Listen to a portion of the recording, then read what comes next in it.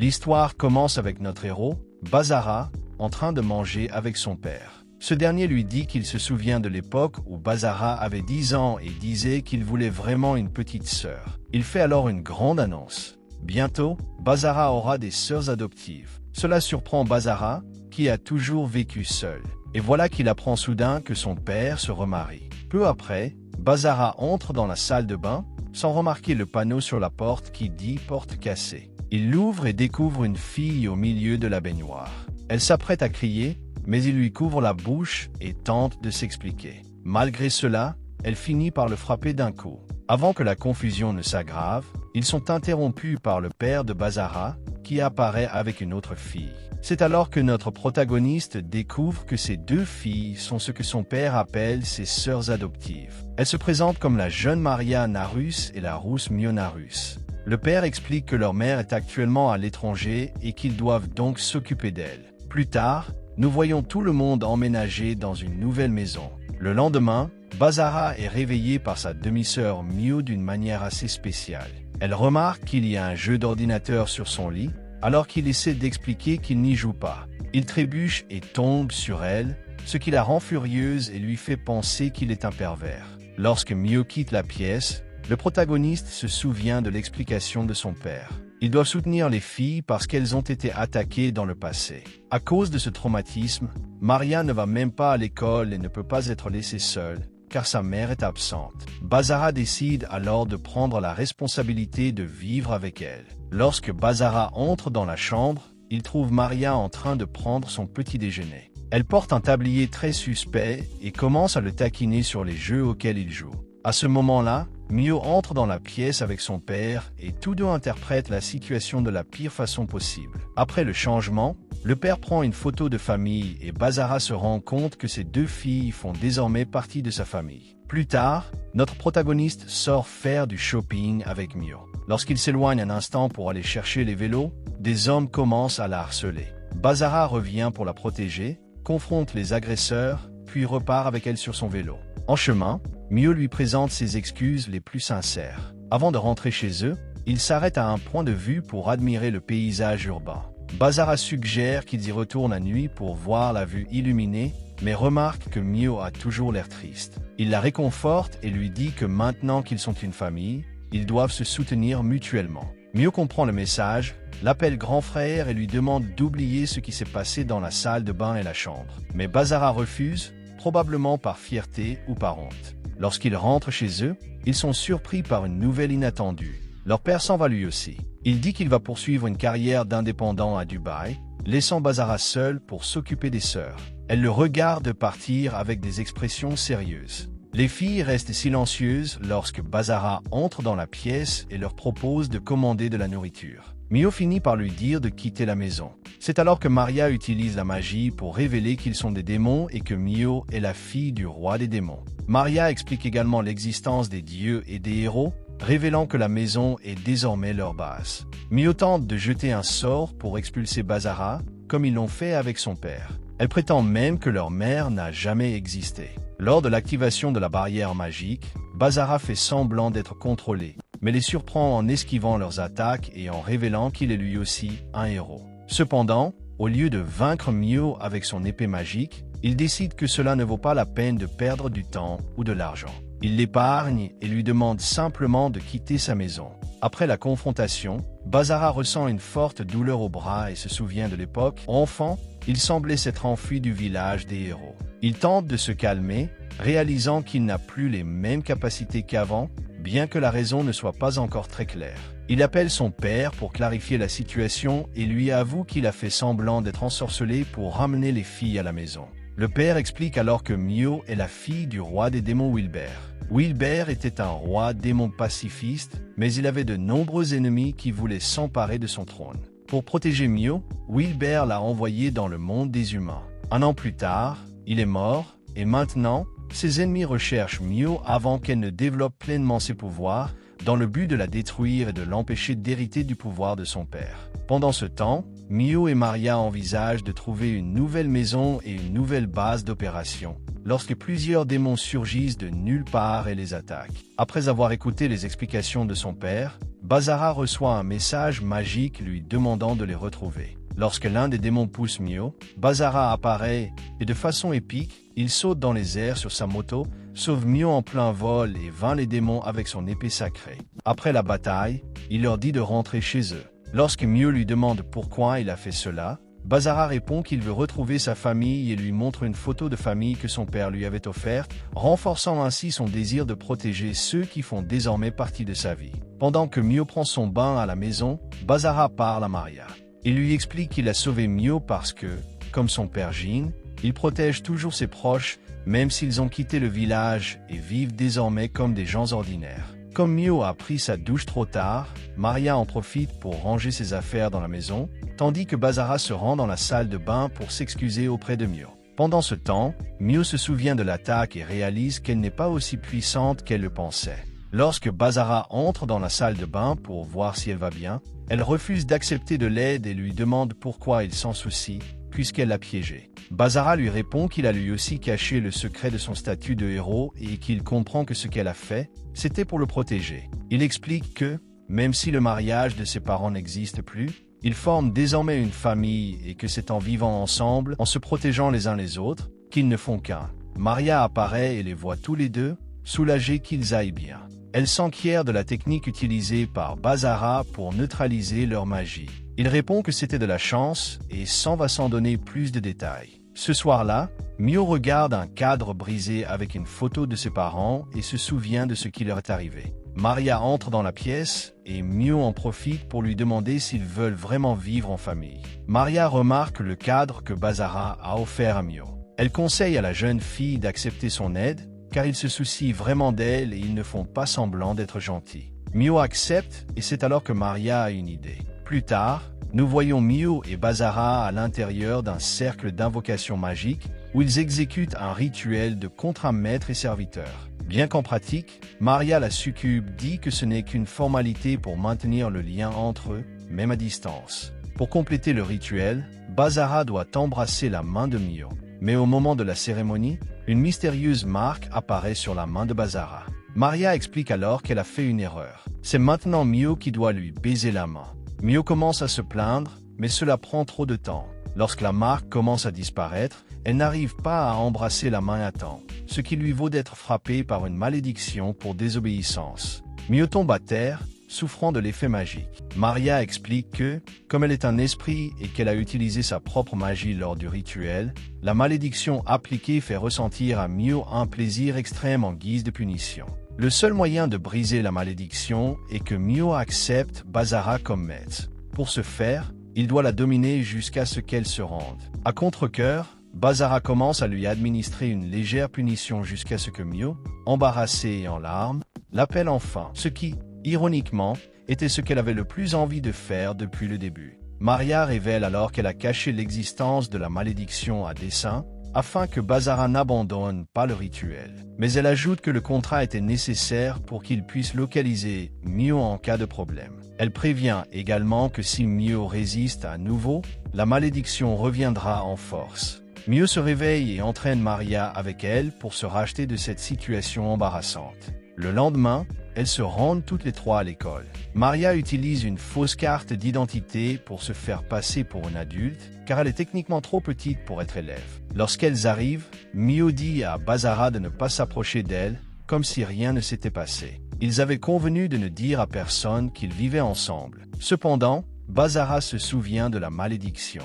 Si Mio a des velléités de rébellion, la malédiction s'activera à nouveau. Dans la salle de classe, ils découvrent qu'ils sont dans la même classe et le professeur Sakazaki Nomura présente Bazara, demandant à la déléguée de classe, Nanaka, de l'emmener visiter l'école. Nanaka se lève et l'embrasse, et Bazara réalise alors qu'il s'agit d'une ancienne connaissance appelée Yuki. Mio, voyant cela, devient jalouse et dans un moment d'impulsivité, finit par dire à toute la classe qu'ils vivent ensemble. Cela isole Bazara des autres garçons de la classe, qui deviennent jaloux, et Mio reste mal à l'aise avec toute cette situation. À l'heure du déjeuner, un certain Takigawa se présente à Bazara, et tout le monde monte sur le toit pour manger ensemble. Takigawa explique qu'il est arrivé à l'école il y a 1 an et que tout le monde a commencé à le détester lorsqu'il est devenu ami avec les princesses de l'école, Mio et Nanaka Yuki. Après l'école, Mio est toujours en colère et Maria le remarque. Elle va la chercher, tandis que Bazara parle de Yuki à Takigawa. Soudain, Yuki l'appelle pour lui parler en privé. Dans un café, il réalise à quel point les choses ont changé depuis la dernière fois qu'ils se sont vus, il y a 5 ans.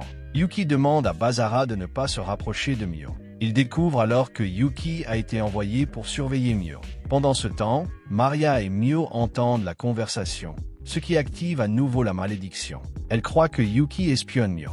Lorsqu'elle apprend que Yuki est aussi une héroïne du village, Mio se sent encore plus mal à l'aise. Bazara, quant à lui, explique à Yuki pourquoi lui et son père Jin ont décidé de protéger Mio et Maria, même s'il n'a plus la force qu'il avait auparavant. Mais soudain, un grand bruit interrompt la conversation et Mio sort en courant du café. Maria la poursuit et lui avoue qu'elle ne sait plus comment affronter Bazara. Sachant tout ce qu'il a fait pour eux, elle encourage Mio à lui faire confiance et a une idée qui pourrait l'aider à faire quelque chose de spécial pour lui. De son côté, Bazara révèle à Yuki qu'il porte toujours le poids de ce qui s'est passé il y a 5 ans. Yuki se souvient qu'il lui a sauvé la vie, mais il dit que c'est différent avec Mio parce qu'elle se bat pour sa vie, et c'est pourquoi il veut la protéger. Pendant ce temps, Maria convainc Mio de faire quelque chose de spécial pour son mari dans la salle de bain. Le soir, Bazara dit au revoir à Yuki et lui demande de ne pas se mêler aux démons, car il s'occupera du problème. Mais Yuki active ses pouvoirs, invoque son épée et détruit un démon de bas étage qui apparaît. Elle prévient que le pouvoir de Mio attirera d'autres démons et que s'il s'attaque aux humains, elle fera tout ce qu'il faut pour protéger Mio.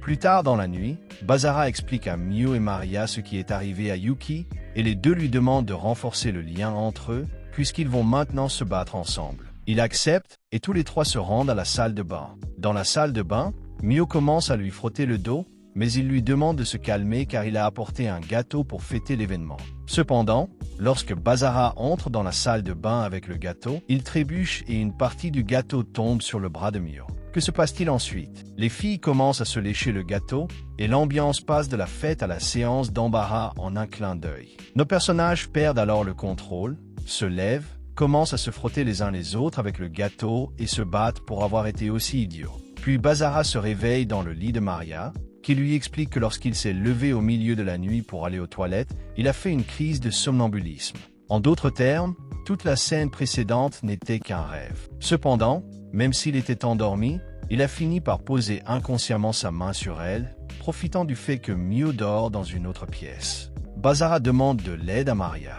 Le lendemain, il se rend en classe épuisé, ce qui rend Mio encore plus jalouse. Takigawa arrive et dit à Bazara que le professeur lui a demandé d'aider Yuki à faire ses devoirs d'été, ce qui augmente encore la jalousie de Mio et finit par activer la malédiction sur le contrat. Mio insiste pour que Bazara parte, mais celui-ci comprend ce qui se passe et refuse de partir, ce qui lui fait subir les effets de la malédiction. Il l'emmène alors à l'infirmerie et parle à l'infirmière de l'école, Shizato Asugawa, qui lui conseille de découvrir qui sont ses véritables alliés et ennemis. Alors qu'il est encore à l'infirmerie, Bazara reçoit un appel de Takigawa qui lui dit que tout est réglé. Malgré cela, il demande à Mio d'appeler Maria, qui se plaint de ce petit diable paresseux qui passe son temps à dormir. Dehors, Bazara parle à Maria au téléphone pendant qu'il va chercher de l'eau. Maria lui dit qu'elle viendra la chercher plus tard, puis Takigawa apparaît et fait remarquer que Yuki a rendu visite à Mio récemment, ce qui surprend Bazara,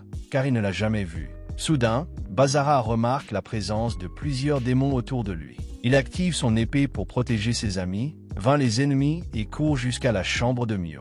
Mais lorsqu'il arrive, elle n'est plus là. Sur la terrasse de l'école, Mio et Yuki se disputent au sujet de Bazara. Mio dit qu'il la protège parce qu'il la considère comme un membre de la famille. Cela provoque Yuki et une bagarre éclate entre les deux. Yuki révèle qu'elle a déjà sauvé de nombreux membres du village du héros et que cela l'a affaibli. Elle explique également que si Bazara invoque son épée, elle finira par souffrir. Bazara apparaît et tente d'apaiser la situation entre les deux, mais ils sont interrompus par l'arrivée d'un démon de masse. L'ennemi se moque de Bazara, révélant qu'il a été banni du clan des héros et qu'il protège désormais l'héritière du roi des démons. Il explique qu'il combat Maria chaque nuit pour empêcher les démons de devenir une menace pour l'humanité. Mio est choqué par cette histoire. Basara tente d'attaquer le démon, mais il est facilement maîtrisé. Il demande alors à Mio de renoncer à ses pouvoirs. Mais un deuxième démon apparaît derrière elle et tente de l'attaquer. Basara se jette devant elle pour la protéger et se retrouve gravement blessé dans le dos. Le démon de masse commente avec surprise qu'il ne s'attendait pas à voir Basara si vulnérable. Agacé, Yuki bat le démon de l'ombre qui avait blessé Basara. Avant de disparaître, le démon de l'ombre taquine Mio en lui disant de réfléchir à l'opportunité de maintenir les choses en l'état.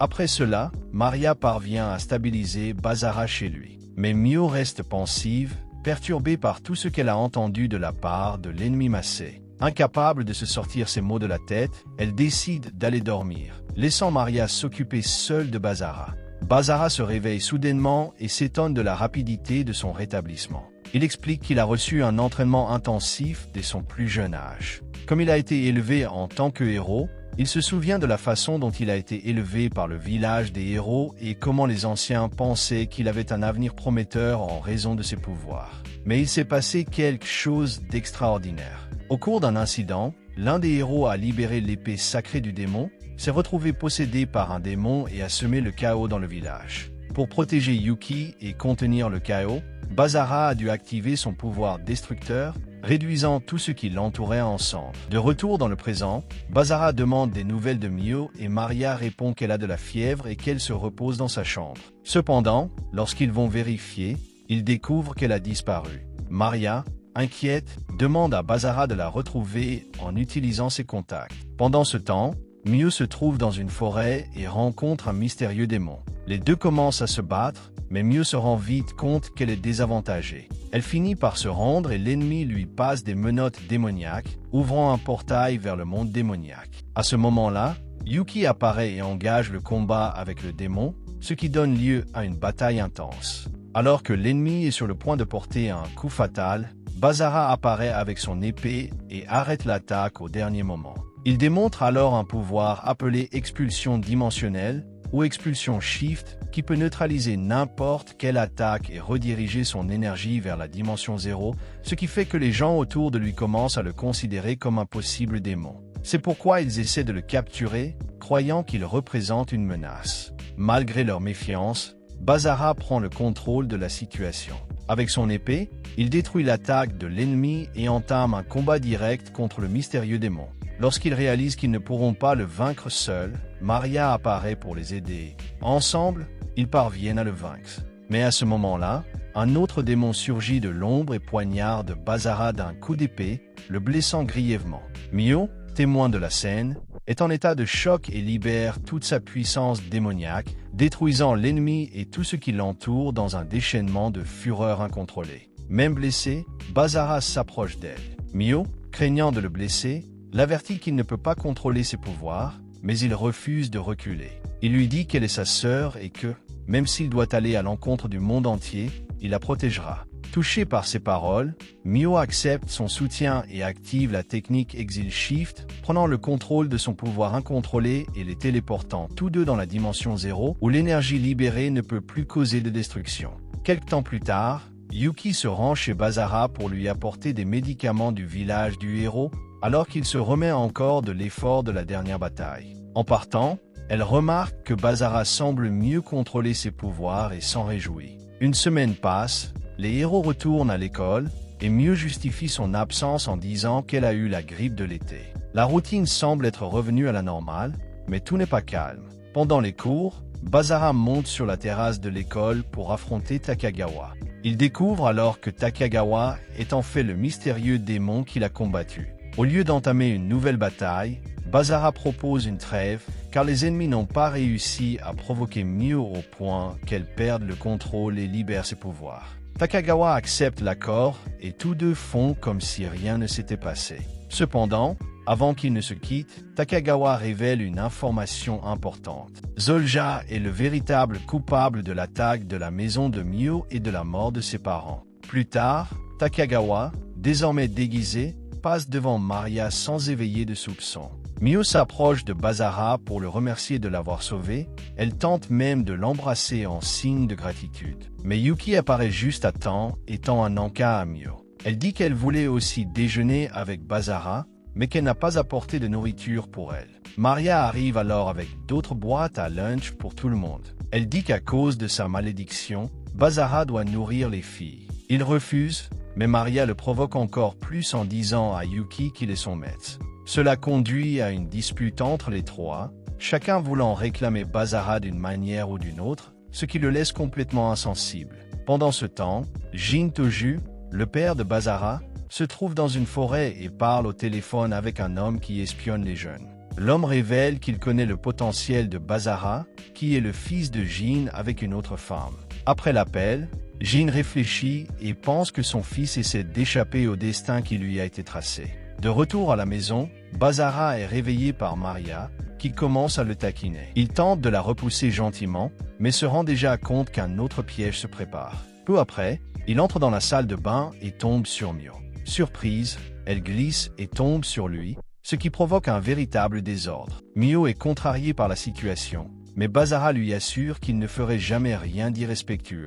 Au fond de lui, il sait que Maria l'a probablement piégé une fois de plus. Cependant, Mio se souvient que ce n'était pas la première fois qu'une telle situation embarrassante se produisait. Pour le punir, elle électrocute Bazara en utilisant ses propres pouvoirs. Ensuite, il tente de calmer la douleur en prenant un bain. Mais, à sa grande surprise, Yuki entre immédiatement dans la salle de bain. Elle lui explique que Maria l'a fait entrer et lui a demandé de baigner Bazara, comme elle le faisait lorsqu'ils étaient enfants. Il refuse, mais Yuki est blessé, disant qu'il baigne d'autres filles, mais pas elle. Elle menace de prendre des mesures plus audacieuses s'il continue à refuser, et Bazara finit par céder, bien que contre son gré. À ce moment-là, Mio entre dans la salle de bain avec l'intention de s'excuser auprès de son demi-frère. Cependant, elle remarque un uniforme féminin, méfiante, décide d'aller voir ce qui se passe. En entrant, elle voit Bazara et Yuki sous la douche. La jalousie gagne Mio, qui finit par activer la malédiction sur le contrat.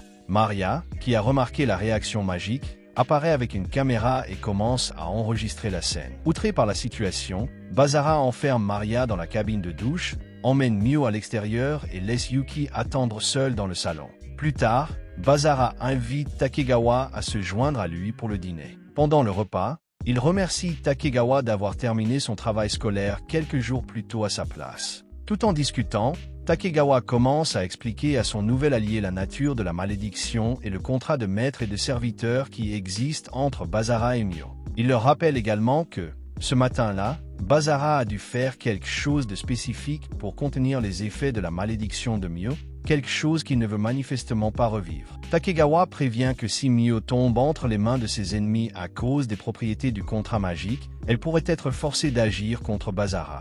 Cependant, il refuse d'entrer dans les détails, disant que le sujet est trop déplaisant. Avant de partir, Takegawa mentionne également que Jin Taoju, le père de Bazara, est un personnage extrêmement connu dans le monde souterrain démoniaque et que cela pourrait entraîner encore plus de complications à l'avenir. Les ennemis croient que Mio a réveillé le pouvoir de l'ancien roi démon et il pourrait donc envoyer encore plus de renforts pour la surveiller de près. Cela complique les choses, car la présence de démons plus forts rendra la vie difficile à tout le monde et pourrait nuire à l'unité du groupe à l'avenir. Pendant la conversation entre Bazara et Takegawa, l'infirmière Isagawa se joint à eux. Elle mentionne qu'elle connaissait le père de Bazara, Jin, et qu'elle aimait beaucoup ses photos. D'ailleurs, dans le restaurant où il se trouvait, il y avait une photo de Jin à côté d'un ami du patron de l'établissement. Après avoir trinqué et terminé leur repas, le groupe se sépare. Takegawa part régler quelques affaires, tandis que Bazara reste un peu plus longtemps avec Isagawa. Elle lui demande de quoi il parlait tout à l'heure, et Bazara répond d'un air détendu qu'il s'agissait d'un jeu. Mais à l'intérieur, il est tendu. Il pense sérieusement à la possibilité de perdre Mio aux mains de ses ennemis. Le poids de la responsabilité le consume. Isagawa s'en rend compte et le prend dans ses bras. Elle comprend le fardeau qu'il porte en s'occupant de deux sœurs qui vivent dans un danger permanent. Avant de lui dire au revoir, elle lui donne une bénédiction spéciale, une sorte d'incantation propre au village des héros, lui souhaitant force et protection. Plus tard dans la journée, Takegawa, qui porte désormais son masque démoniaque, rencontre le démon Varga, un autre agent qui surveille également Mio. Varga disparaît rapidement en disant qu'il va se rapprocher encore plus de sa cible. Peu après, Zest, le bras droit de Marco, apparaît. Elle dit à Takegawa qu'elle a reçu des ordres directs de Sa Majesté, ce qui augmente encore la tension sur ce qui va se passer. Pendant ce temps, à la maison, Basara parle à Maria des effets de la malédiction, tandis que Mio prend un bain. Il se rend compte que Maria pense que si Mio tombe entre les mains de ses ennemis, il sera la seule personne capable de la sauver grâce au lien du contrat. Tous deux décident donc de poursuivre le pacte afin de devenir plus forts ensemble. Comme à son habitude, Maria change le ton de la conversation et propose à Basara d'exercer ses talents de séducteur en jouant à ses jeux bien sûr, sous prétexte que cela pourrait l'aider à mieux gérer Mio et Yuki à l'avenir. À ce moment-là, Mio entre dans la pièce, assiste à la scène et se sent immédiatement jalouse. En représailles, elle utilise ses pouvoirs pour punir Maria, et une fois de plus, la maison devient un petit champ de bataille. Pendant ce temps, à l'extérieur, un démon apparaît dans la rue et s'apprête à attaquer une femme innocente. Mais il est intercepté à temps par Kirimi, la jeune sœur de Yuki, qui apparaît accompagnée d'autres guerriers du village du héros. Le groupe vainc rapidement le démon. Après la bataille, Kirimi rencontre un autre héros appelé Shiba. Elle lui révèle le nouveau plan. Mionarus est désormais officiellement la cible à éliminer. Le lendemain, à l'école, quelques garçons tentent de provoquer Basara, mais ils sont arrêtés par un professeur envoyé par Yuki pour surveiller la situation. Puis Yuki elle-même prend l'initiative de demander à Basara de sortir avec elle. Ce qu'ils ne réalisent pas, c'est que trois héros les observent de loin, espionnant leurs moindres faits et gestes, avec le projet de vaincre Mio dès que l'occasion se présentera. Pendant leur rendez-vous, Basara et Yuki visitent un magasin de vêtements. Là, il sent une présence, comme s'il était observé, mais décide de l'ignorer. Soudain, Mio et Maria apparaissent, prétendant qu'elles se promenaient par hasard. En fait, elles suivaient le couple exprès, agacées par leur approche. Yuki remarque la jalousie de Mio et tente de faire baisser la tension en l'invitant à l'aider à choisir des vêtements. Les deux jeunes femmes se rendent dans les cabines d'essayage et essaient plusieurs tenues. En se regardant dans le miroir, Yuki se rend compte que ce qu'elle voulait vraiment faire, c'était choisir des vêtements en pensant à son prochain rendez-vous avec Basara. C'est alors que Kuremi apparaît soudainement. Elle gronde Yuki pour s'être laissé distraire par des frivolités et l'emmène. Basara et les autres essaient de contacter Yuki, mais elle ne répond pas à leurs appels. Cela inquiète Basara, qui commence à penser qu'il serait plus facile de la protéger si lui et Yuki avaient un contrat magique comme celui qu'il a avec Mio. Soudain, l'espace environnant commence à se déformer. Un nouvel ennemi apparaît, Valga, un démon subordonné. Il attaque, mais les garçons parviennent à l'esquiver de justesse. On soupçonne qu'il a fait quelque chose à Yuki, ce qui pousse Basara à réagir fortement. Il tente de le repousser, mais ses attaques n'ont pas beaucoup d'effet. Au milieu du combat, l'un des héros, Lars, apparaît et gèle Valga avec de la magie de glace, éliminant ainsi la menace. Peu après, les trois héros espions se révèlent et déclarent ouvertement que Mio est désormais considéré comme une menace et doit être éliminé. Ils révèlent également que Yuki et Kuremi sont sœurs et préviennent Basara que s'il continue à intervenir, il sera traité comme un ennemi. Même face à cette menace, Basara n'hésite pas. Il affirme fermement qu'il continuera à protéger Mio, quel qu'en soit le prix. Avant que le combat ne commence, le héros appelé Shiba intervient et détruit la barrière magique qui entoure le lieu. Il explique que pour qu'un combat sérieux puisse avoir lieu sans mettre en danger des innocents, il est nécessaire d'utiliser un champ dimensionnel renforcé et éloigné. Il promet qu'il fera bientôt savoir à Basara quand le moment sera venu de se battre à la loyale, un combat à 3 contre 3 auquel Yuki participera également. Ce soir-là, Basara parle à son père, Jin Toju, qui estime que les anciens du village sont allés trop loin en libérant Shiba de sa prison. Même s'il sait que Basara n'a pas l'intention de participer activement au conflit contre les héros, Jin le conseille. S'il doit se battre, qu'il batte tout le monde, y compris Yuki, car c'est le village lui-même qu'il a banni il y a des années.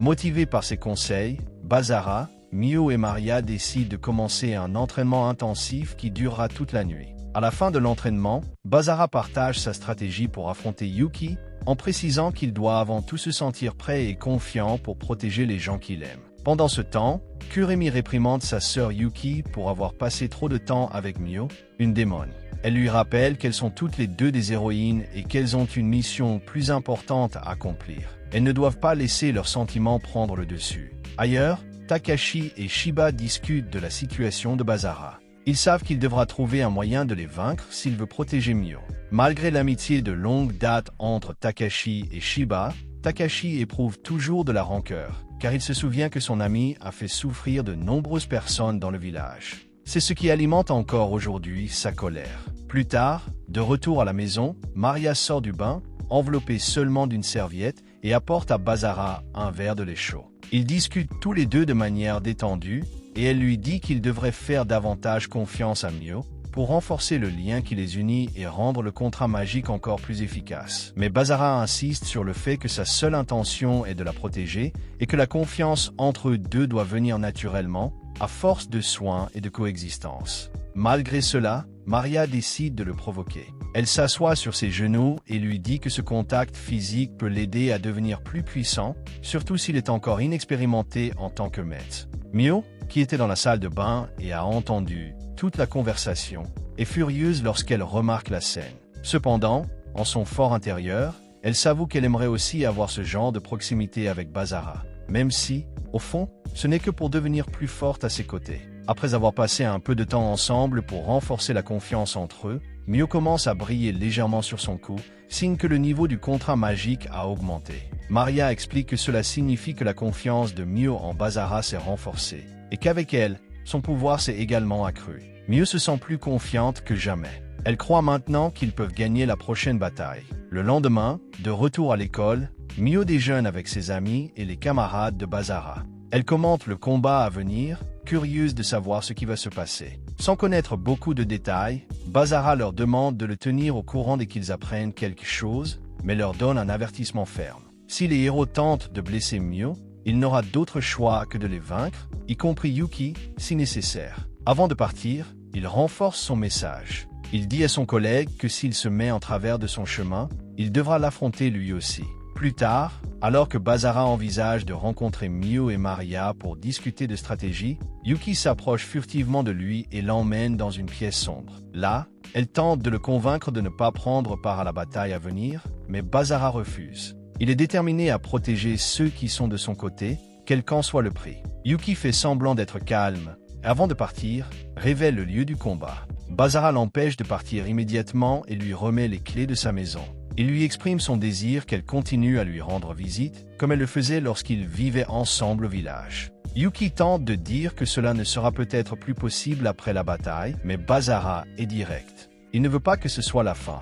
Ces paroles la touchent profondément et elle repart attristée. À la nuit tombée, tout le monde se rassemble à l'endroit prévu pour la bataille. Basara, Mio, Maria et les autres héros se positionnent pour que le combat commence. Takashi est le premier à agir, invoquant son familier sacré, le tigre blanc, et créant une puissante barrière autour de la cité royale, empêchant Shiba d'intervenir. À première vue, il semble que Basara va combattre Yuki, mais il devient vite évident que son véritable adversaire est Kirami. Tandis que Takashi se retourne contre Mio et Maria, dans le monde réel, reste observe la bataille de loin, attentif à chaque mouvement. Pendant ce temps, Mio et Maria tentent de gagner du temps en s'enfuyant par un magasin abandonné, en attendant l'arrivée de Basara. Takashi se rend compte de leur plan et comprend qu'elles essaient de l'emmener vers l'ouest, où la portée du tigre blanc sera moins efficace. Malgré tout, Takashi parvient à coincer Maria, Mio et son dragon invoqué, Valfar, et à affaiblir leur défense. De l'autre côté du champ de bataille, Basara continue d'affronter Kirami. Il hésite à la blesser, essayant de trouver un moyen de la battre sans vraiment la blesser. Lorsque les choses se corsent, Basara active sa transformation bannie, un état de puissance extrême, et parvient à vaincre Kirami. Mais avant qu'elle ne tombe, il la retient et l'empêche de se blesser. Mais le soulagement est de courte durée. Yuki apparaît par surprise et l'attaque avec son épée. Elle utilise ensuite de l'encens magique pour l'endormir. Basara étant inconscient, Yuki remet son corps à sa sœur et part rejoindre le reste de la bataille. Pendant ce temps, Mio réussit à piéger Takashi dans un piège à eau, essayant de l'étouffer. Mais il se défend à l'aide du tigre blanc, déviant toute l'eau et s'en sortant indemne. Confiant dans sa victoire, Takashi passe à l'attaque, certain d'avoir éliminé Mio et Maria. Cependant, avec l'aide de Shiba, il se rend compte qu'il a été trompé et que les filles ont réussi à s'échapper. Lorsque Takashi les retrouve et s'apprête à leur porter le coup de grâce, Yuki intervient. Elle arrête l'attaque et se retourne contre Takashi, déclarant qu'elle protégera ceux que Basara protège. Pour elle, il ne s'agit pas d'une trahison du village, mais d'une loyauté envers ce qu'elle croit être juste. Alors que la bataille se poursuit, Maria encourage Mio à rechercher Basara et à l'aider de toutes les manières possibles, tandis qu'elle reste aux côtés de Yuki face à Takashi. Le combat est intense et le camp des héros commence à prendre le dessus. De l'autre côté, Kirumi observe Basara qui gît inconscient et commence à réaliser qu'il porte lui aussi les cicatrices émotionnelles des événements d'il y a 5 ans. C'est alors que Mio s'approche de lui et lui dit qu'il ne veut plus se battre, pas avec eux, pas comme ça. Malgré la méfiance de Kirumi, Mio insiste pour essayer de le réveiller. Elle pense que, même inconscient, Basara peut réagir à sa présence. Puis, doucement, elle le prend dans ses bras et lui demande de protéger Yuki et Maria, comme il l'a toujours fait. Le lien entre les deux se manifeste fortement.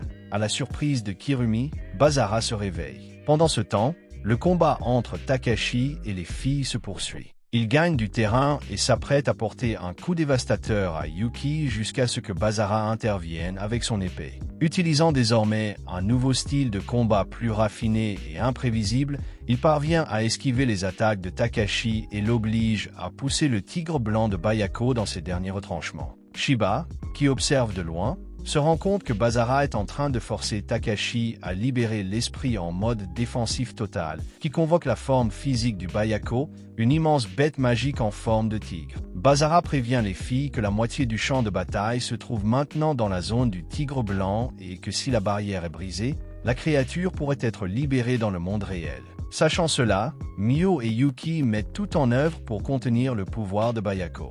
En unissant leurs efforts, elles parviennent à vaincre la créature spirituelle et à éviter la catastrophe. Après la bataille, le groupe se rassemble autour de Takashi, qui commence à accuser Basara pour tout ce qui s'est passé. Il dit que Basara mérite de souffrir, comme ses amis ont souffert dans le passé. Mio, irrité par son hostilité, l'assomme d'un coup de poing, mais Basara l'empêche de continuer. Au lieu de riposter, il déclare calmement qu'il vaincra Takashi chaque fois qu'il tentera de blesser Mio, non pas en tant qu'ennemi, mais en tant que personne qui a pris la ferme décision de protéger ceux qu'elle aime, même si cela signifie qu'elle doit affronter d'anciens alliés. C'est alors que Shiba apparaît, la barrière déjà détruite et le tigre blanc vaincu. Il déclare que la mission est officiellement annulée. Il ordonne à Kirumi et Yuki de retourner avec lui au village. Basara tente d'intervenir, mais Shiba libère une intense pression magique, obligeant les filles à obéir pour l'empêcher de causer d'autres problèmes ou d'attaquer qui que ce soit. Yuki part sans rien dire, et le silence de Basara le lendemain attire l'attention des amis de Mio, qui remarquent son changement de comportement. En rentrant chez lui, Basara réfléchit. Cela fait 10 jours qu'il a rencontré Yuki. Mio, remarquant son humeur, essaie de se rapprocher de lui, montrant ainsi qu'elle s'inquiète également pour lui. Lorsqu'ils rentrent chez eux, ils sont surpris par un visiteur inattendu. Yuki est de retour. Elle explique que le village a décidé de faire comme si de rien n'était et a annulé l'ordre d'éliminer Mio grâce à un coup de fil de Jin, le père de Basara. Curieux de savoir quel marché Jin a passé pour arriver à ses fins, Basara décide de laisser les détails de côté pour l'instant. Il s'approche de Yuki et la serre dans ses bras, geste auquel elle répond par un baiser inattendu, mais le moment est rapidement interrompu par Mio, qui entre dans la pièce et commence à se disputer avec Yuki, visiblement jalouse. Pour ne rien arranger, Maria apparaît en souriant et révèle que c'est elle qui a laissé entrer Yuki. Elle pensait que Yuki manquait à Basara et à Mio et a décidé de leur donner un coup de main.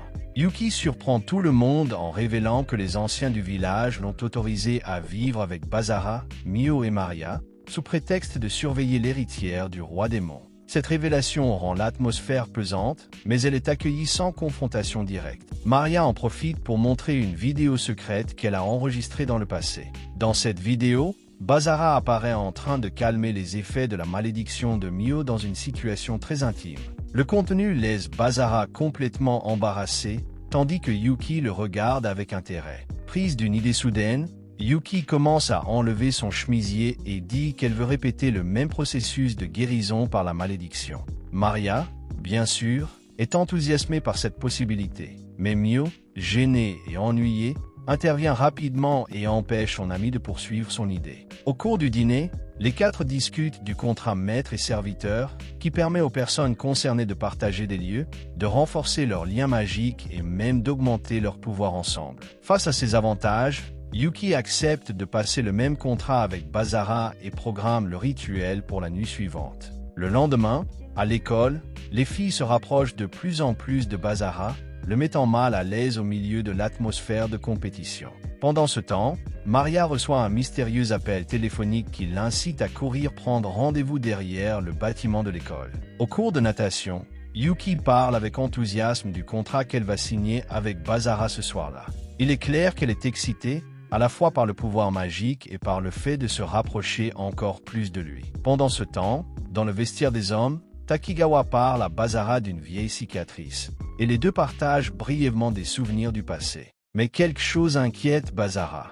Il remarque que Maria court dans la cour, apparemment angoissée et méfiante. Il interroge Takigawa sur son implication dans cette affaire, puis part à la recherche de Maria. Il la trouve dans une salle de classe, où elle essaie de se déguiser, disant qu'elle vérifiait juste la sécurité de l'école par précaution au cas où Mio deviendrait une cible. Ils finissent par se promener dans l'école, en chemin, entrent dans les toilettes des filles, ce que Maria avait manifestement prévu. Soudain, Maria ressent une étrange énergie et sort en courant. Bazara la suit jusqu'à la terrasse, où il trouve deux garçons en train de jouer. Pour l'instant, la situation ne semble pas menaçante. De retour à la piscine, Mio et Yuki s'affrontent pendant les cours de natation. La compétition entre les deux est féroce et se termine par un match nul. Les deux prétendent que tout va bien, mais il est évident qu'aucune des deux ne veut se laisser distancer par l'autre. Plus tard, Maria poursuit sa ronde de sécurité avec Bazara et l'emmène dans les vestiaires des femmes. Là, comme d'habitude, elle commence à le taquiner. Lorsqu'ils entendent des voix s'approcher, ils se cachent tous les deux dans le casier de Mio. Lorsque les filles entrent, Maria continue de taquiner Bazara à l'intérieur du casier, le laissant complètement désemparé et ne sachant pas quoi faire. Après le départ des filles, Bazara ouvre le placard et prétend que tout est normal, disant qu'il ne se sent pas très bien et qu'il se rend seul à l'infirmerie. Dès que tout le monde est parti, Mio ouvre le placard avec colère et les fait sortir tous les deux, visiblement agacés. Elle les gronde pour une nouvelle situation absurde provoquée par Maria. Mais, comme toujours, la malédiction du contrat s'active et Mio commence à se sentir mal. Maria, ne perdant pas de temps, suggère qu'elle fasse évoluer le lien une fois de plus pour atténuer les symptômes. Mio, bien qu'embarrassé, accepte. Comme demandé, Bazara se baigne en premier, comme le veut le rituel, tandis que Maria guide le tout avec son enthousiasme habituel. Ainsi, une fois de plus, les limites du contrat maître et serviteur sont repoussées à l'extrême, tout cela au nom de l'émancipation magique. Plus tard, dans la salle de classe, ils se rendent compte que Maria a disparu. Bazara s'inquiète et demande à Yuki de raccompagner Mio pendant qu'il part à la recherche de la succube. Il finit par trouver Maria en train de parler à Takigawa, ce qui le met en alerte. Il se précipite vers elle et la trouve près des escaliers. Maria rassure Bazara en lui disant qu'elle était simplement perdue et qu'elle avait demandé des informations à un homme qui, par coïncidence, était une vieille connaissance de Bazara.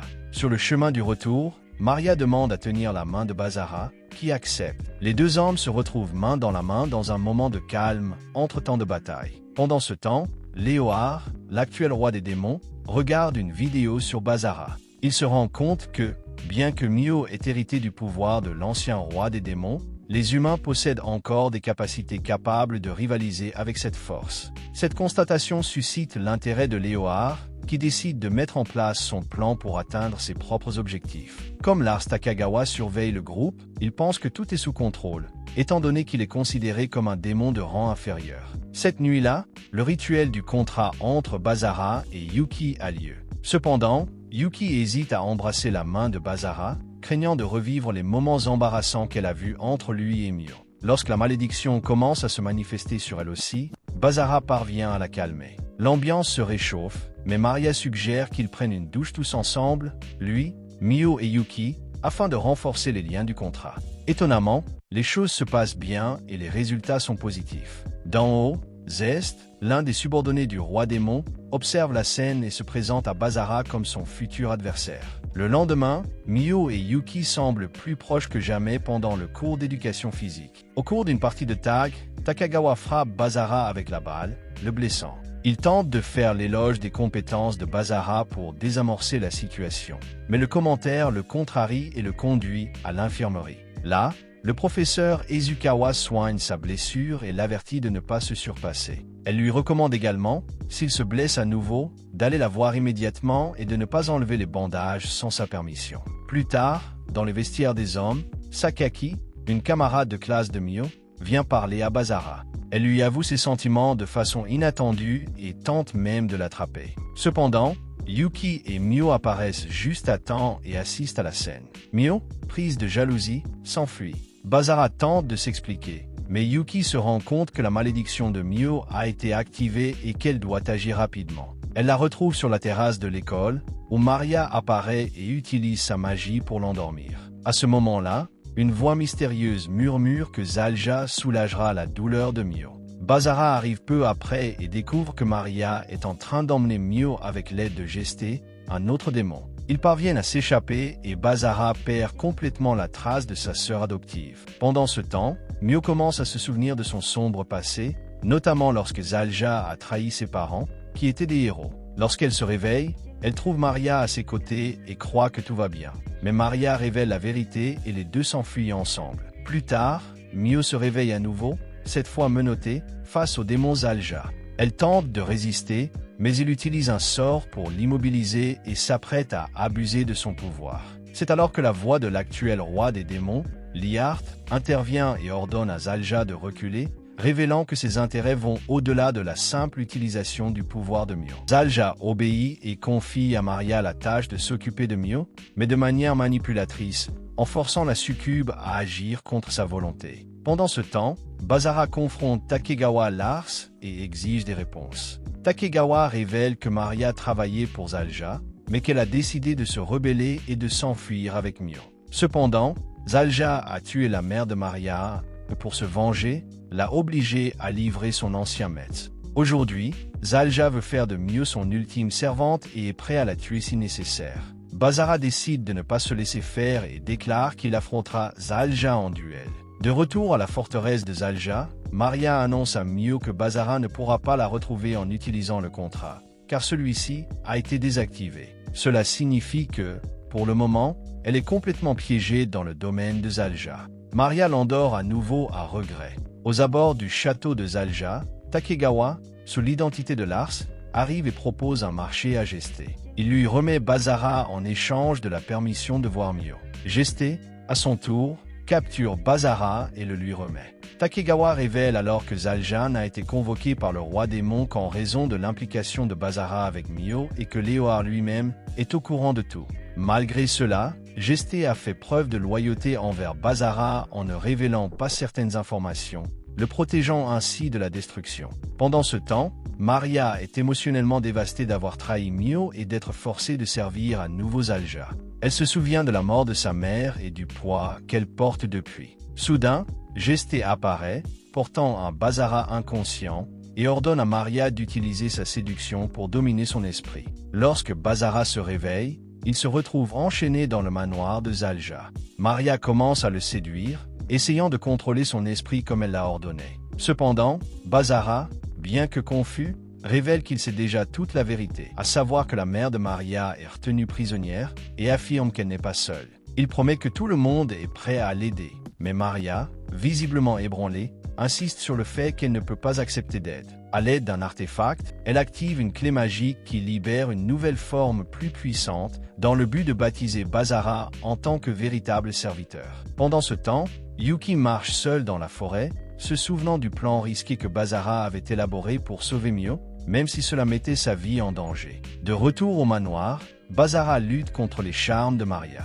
Il manque de succomber, mais parvient à échapper à l'illusion à force de volonté. Avec détermination, il affirme que son désir est de la sauver et non de la combattre. Il tire son épée, mais au lieu de l'attaquer, il plante la lame dans le sol, prouvant ainsi qu'il n'a pas l'intention de la blesser. Maria, elle, poursuit son attaque, submergée par la douleur et la confusion. À ce moment-là, Yuki sent la présence de Basara et voit le manoir de Zalja apparaître comme par magie sous ses yeux. Non loin de là, Zest observe tout ce qui se passe et envisage d'intervenir, même si elle sait que cela mettrait en doute sa loyauté. Yuki entre par effraction, attaque Gesté et trouve l'entrée du manoir. Yuki révèle alors que le véritable plan de Basara était de se faire capturer volontairement afin de briser la barrière magique de l'endroit de l'intérieur. C'est ainsi que la voie a été ouverte. Yuki et Mio font équipe et affrontent Zest. Pendant l'affrontement, Zest tente de manipuler la malédiction de Mio, mais n'y parvient pas.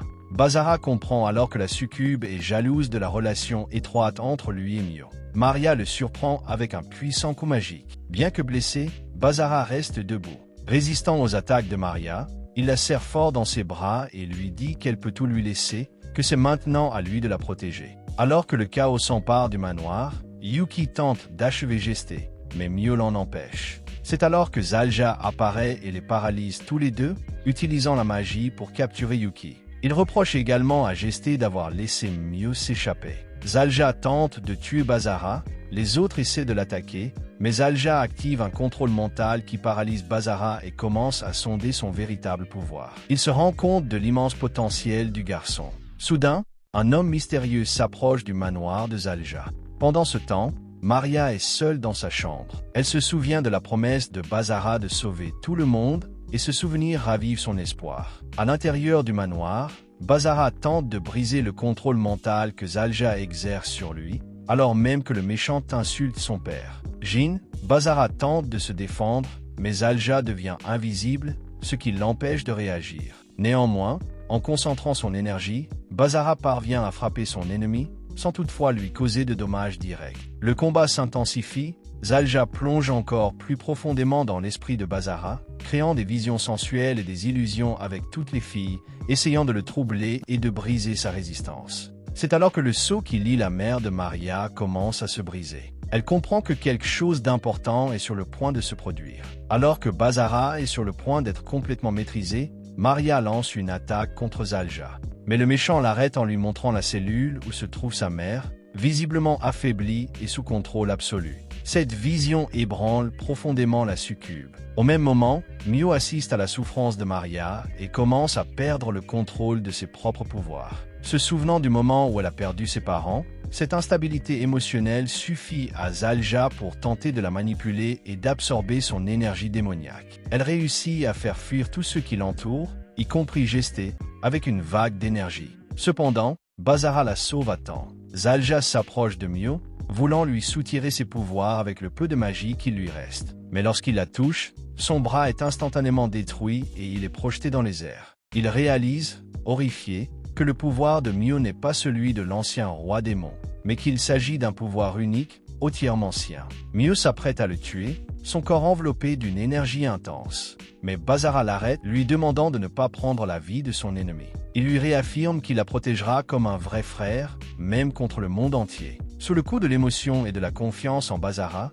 Mio hésite. Zalja profite de ce court instant pour s'enfuir, se glissant dans les ombres du manoir détruit. Après l'intense combat, Basara demande aux filles de ne pas poursuivre Zalja. Il sait que ce serait le cas et que la priorité est désormais d'assurer la sécurité de tous. C'est alors que Sheila, la mère de Maria, apparaît. Basara explique alors qu'elle est en sécurité grâce à l'aide de ses alliés, dans le cadre d'un plan bien exécuté. Pendant ce temps, le méchant Zalja tente de s'échapper, mais il est intercepté par Takagawa. C'est alors que la vérité éclate. Takagawa a passé un accord avec les humains. En échange de l'introduction d'une poupée dans le château de Zalja pour libérer Sheila, il a obtenu le droit d'achever personnellement le méchant. Il révèle également que les parents adoptifs de Mio, qui ont été assassinés, étaient en fait les parents adoptifs de Takagawa, ce qui montre clairement que la vengeance est personnelle. Après avoir retrouvé Sheila, elle leur raconte comment elle a réussi à s'échapper de prison. Le groupe se rend compte que la barrière magique de Zalja a été complètement détruite par manque d'énergie.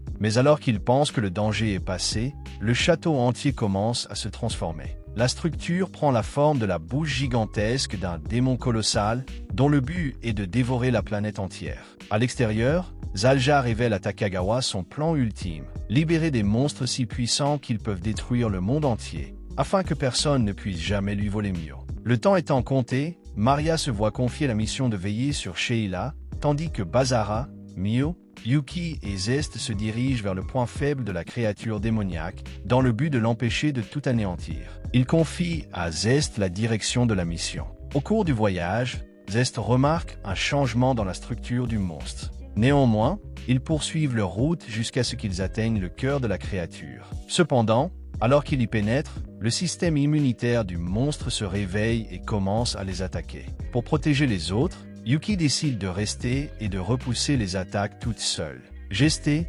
Basara et Mio entrent dans la chambre interdite créée par Zalja. Mio y rencontre un démon identique à Gesté, ainsi que plusieurs clones, tous hostiles. Zest donne l'ordre. Ils doivent éliminer les clones s'ils veulent continuer.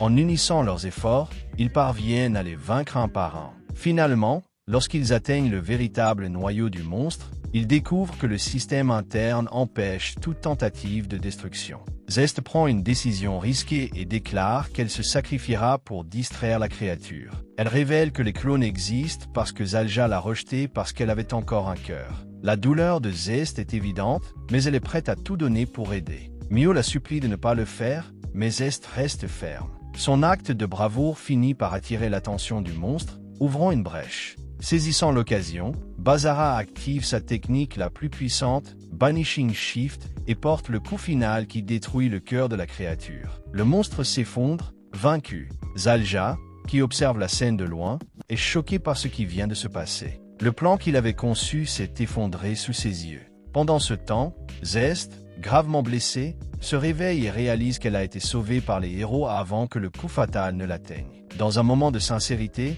elle dit à Sheila qu'elle doit sa vie à Basara et que c'est maintenant à lui de décider quoi faire d'elle. Mais lorsque tout le monde reprend conscience, ils se rendent compte que Basara a disparu. Dans une autre partie du manoir en ruine, Zalja se traîne, épuisé et désespéré. C'est alors que Takagawa réapparaît devant lui, prêt à tout arrêter. Il mentionne qu'il y avait quelqu'un qui souhaitait ardemment voir la fin de Zalja. Le méchant rit, croyant pouvoir contrôler Takagawa. Mais il est surpris de découvrir que la personne dont il parlait était Basara. Zalja, vaincu et à genoux, implore qu'on lui laisse la vie sauve. Cependant, Takagawa ignore ses supplications et le méchant est éliminé sans pitié. De retour chez lui, Basara réfléchit à tout ce qui s'est passé. Il se souvient des paroles rassurantes de son père et tente de rester calme, malgré toutes les responsabilités qui pèsent sur son dos. Il voit Yuki parler à l'Argesté et en profite pour conseiller au démon de changer son mode de vie. Yuki prévient Basara que de nombreuses personnes vont encore s'en prendre à Mio, et il promet de garder l'œil ouvert et de les avertir si quelque chose se produit, surtout maintenant qu'il a l'intention de rendre visite à Maria et à son patron dans le monde des démons. Plus tard, Basara trouve Maria endormie à côté de sa mère, enfin en paix. Il se rend ensuite dans la chambre de Mio et lui apporte un verre de lait chaud pour l'aider à se détendre. La voyant si vulnérable, il réalise qu'en raison du pacte qu'ils ont conclu, Mio pourrait devenir folle si elle tombait entre de mauvaises mains. Il se dit alors qu'il devrait peut-être être le premier à prendre l'initiative, mais il se retient. Cependant, Mio s'approche de lui et lui demande de l'embrasser à nouveau. À ce moment-là, Yuki apparaît et assiste à la scène, ce qui déclenche une vive dispute entre les deux filles. Sentant la tension dans l'air, Basara va voir Maria et lui demande de l'aide. Maria, qui jusqu'alors se sentait coupable et envisageait de partir, se rend compte qu'elle est toujours importante pour le groupe. Au milieu de la confusion, elle finit par embrasser aussi Basara, ce qui ne fait qu'accroître l'atmosphère de rivalité et d'agitation dans la maison.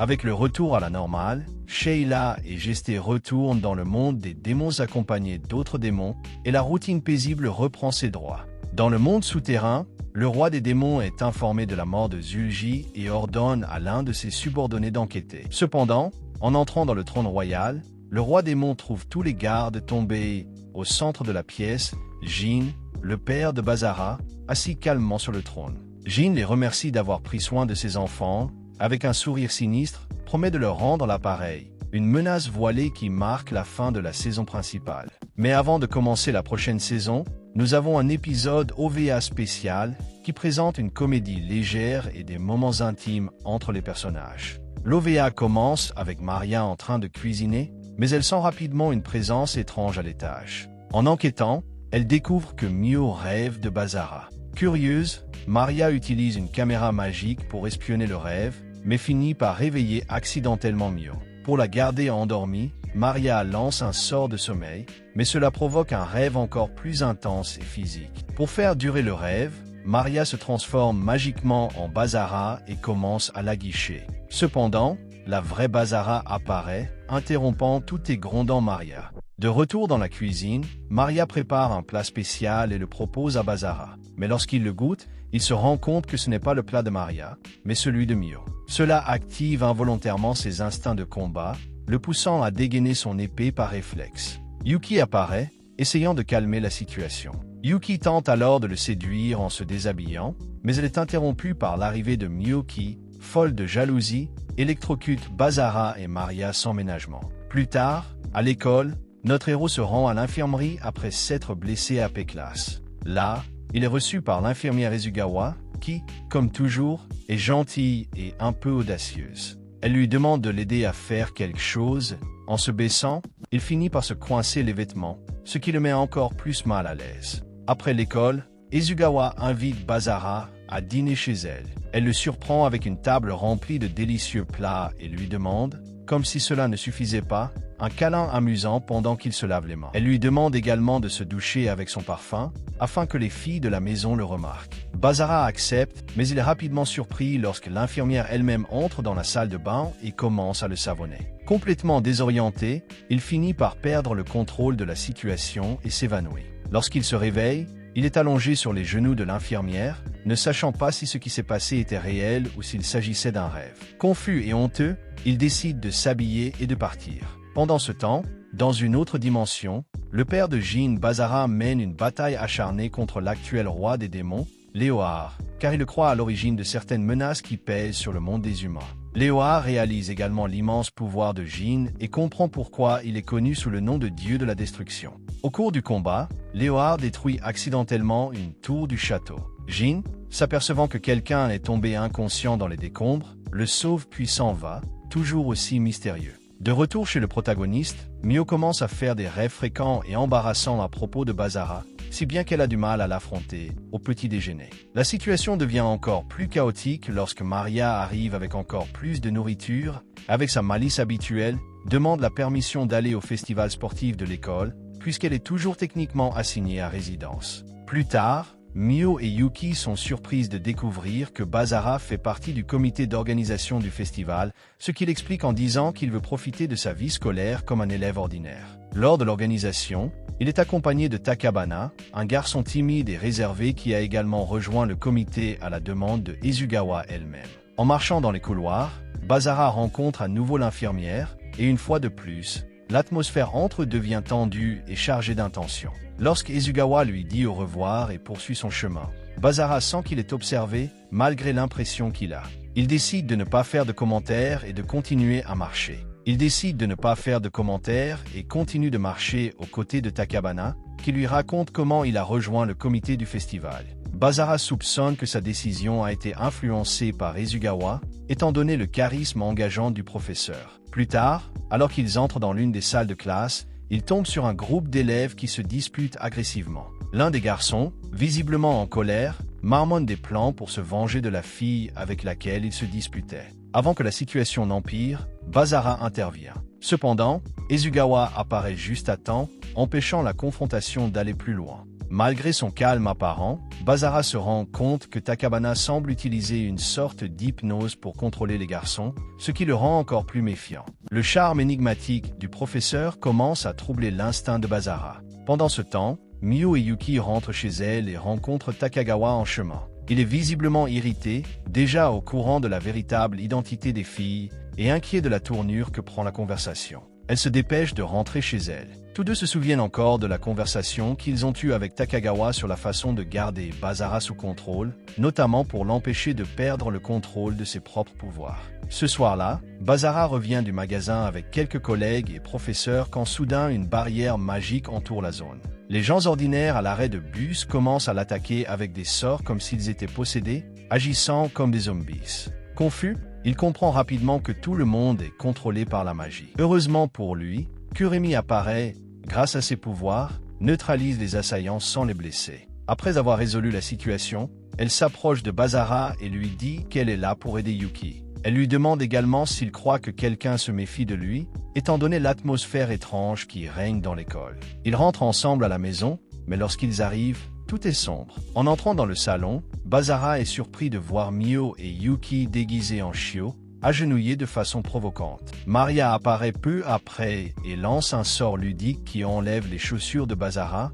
encourageant les filles à lui caresser les pieds dans le cadre d'un rituel de renforcement. Cette scène déconcertante rend Kuremi furieuse. Elle gronde tout le monde, en particulier sa sœur, et Mio, gênée, s'enfuit de la pièce. Maria explique alors à Kuremi comment fonctionne le contrat maître-serviteur. Yuki tente de calmer sa sœur, mais Kuremi est toujours aussi rancunière. Pour résoudre la situation, Maria applique un baptême magique à Kuremi, lui permettant de ressentir les effets du contrat, tout comme Mio et Yuki. L'objectif est de lui faire comprendre, de visu, comment fonctionne ce lien. Bazara et Yuki aident Kuremi à supporter les effets du baptême, après quoi elle s'endort dans les bras de sa sœur. Bazara interroge Maria sur sa décision de baptiser Kuremi de force. Elle lui révèle qu'elle a une sœur et que si elle devait être jugée par elle pour ce choix difficile, cela la blesserait profondément. Dans la dernière scène, nous voyons Bazara au sommet d'un immeuble, regardant la ville de nuit.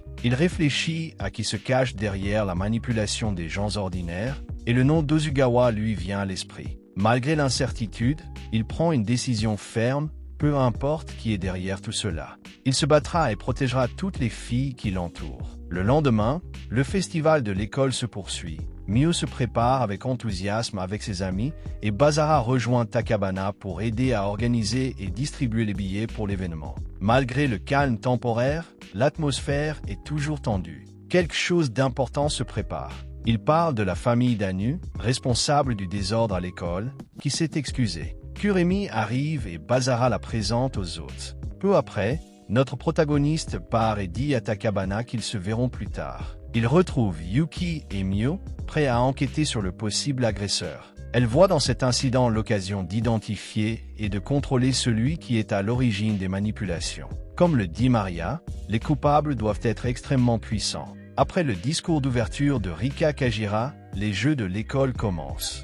Kuremi invoque son esprit dans les airs pour traquer toute présence suspecte et finit par localiser Takabana. Ce dernier se rend compte que Kuremi est un héros et se méfie du groupe de Bazara. Lors de l'une des compétitions pour adolescents, Mio, Yuki et Bazara concourent ensemble et gagnent. Izukawa les félicite, mais Bazara reste distant, se méfiant toujours des intentions qui se cachent derrière tout cela. Kuremi sent la présence de Takabana approcher, alors Donsu lance une attaque magique, créant un tourbillon de terre. Bazara réagit rapidement, ce qui a pour effet d'impliquer Takabana dans le combat. C'est alors que Takabana révèle qu'il est lui aussi un héros, mais qu'il se croit traqué parce qu'il est un vampire. Pendant ce temps, les filles finissent par croiser le chemin de Izukawa, qui perd soudainement sa présence magique. Bazara remarque quelque chose d'étrange et se rend compte qu'elles sont à l'infirmerie. Il bat Takabana et s'y précipite, mais il est intercepté par Izukawa,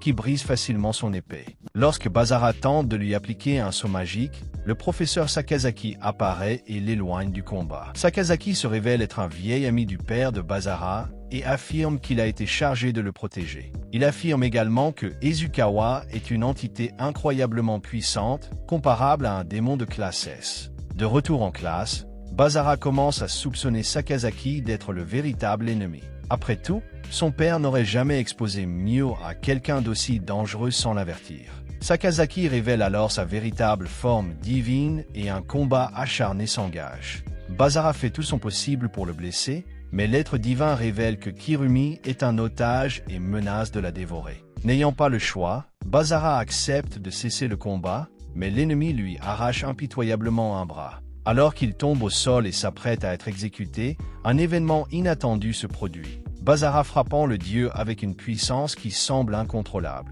Néanmoins, il tente d'en finir avec Bazara. Cependant, des chaînes magiques de forces invisibles l'emprisonnent et l'empêchent d'avancer. Izukawa apparaît et affronte le dieu appelé Oni, qu'il appelle à son tour Efli. Elle ne tarde pas à le traiter d'idiot pour avoir brisé le sceau de Brynhildr. La Valkyrie a scellé à l'intérieur de Bazara une entité extrêmement puissante et c'est la raison pour laquelle il a perdu le contrôle. Malgré l'avertissement, Oni tente de profiter de la situation, croyant que Izukawa n'a pas pu libérer toute sa puissance. Mais elle n'était pas seule. Elle révèle qu'elle a obtenu le soutien de certains dieux et qu'elle peut désormais utiliser toute sa force pour protéger Bazara. Déterminée, elle affronte Oni et lui révèle la raison de sa protection.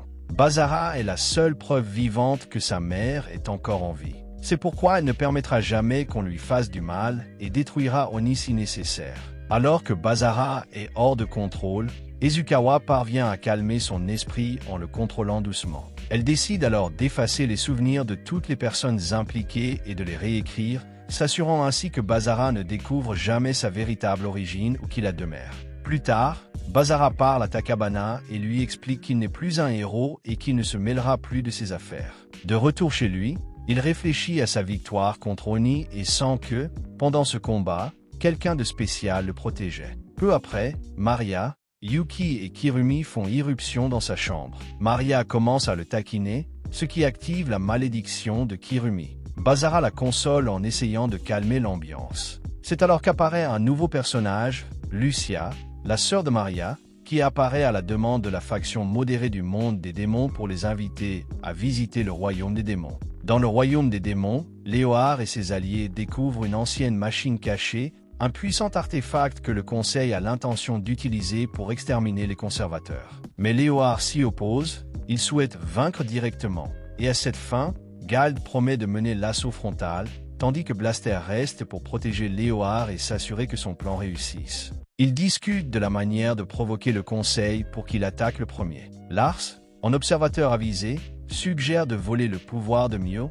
qui sera présente dans le royaume des démons lors de la visite. Pendant ce temps, Lucia parle à son maître, Ramsus, et mentionne que Klaus et les nobles rassemblent les partisans de l'ancien roi démon. De retour à la maison, Lucia révèle que Ramsus est le frère de l'ancien roi démon, ce qui fait de lui l'oncle de Mio. Face à cette révélation, le groupe décide de se rendre au royaume des démons afin d'obtenir le soutien de la faction dirigée par Ramsus. Mio hésite d'abord, mais finit par accepter la proposition avec les encouragements de ses amis. Elle entre en contact avec Lucia, et c'est ensemble qu'elles entreprennent ce voyage dans le monde des démons. En arrivant à l'imposant château de Wildar, qui a appartenu à l'ancien roi des démons et qui appartient désormais à Ramsus, le groupe est surpris par la beauté et la tranquillité des lieux. Impressionné, Bazara demande à Lucia d'organiser immédiatement une audience avec Ramsus. Cependant, il découvre que Ramsus est absent et pour ne rien arranger, ils sont emmenés se reposer dans une chambre sale et sans aucun confort. Zest, qui fait maintenant office de servante au château,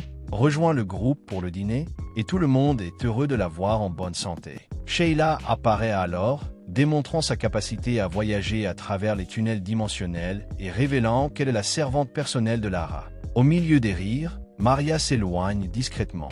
Lucia, sa sœur aînée, la retrouve bientôt et lui révèle que Ramsus l'a chargée de la punir pour son comportement envers Zolja.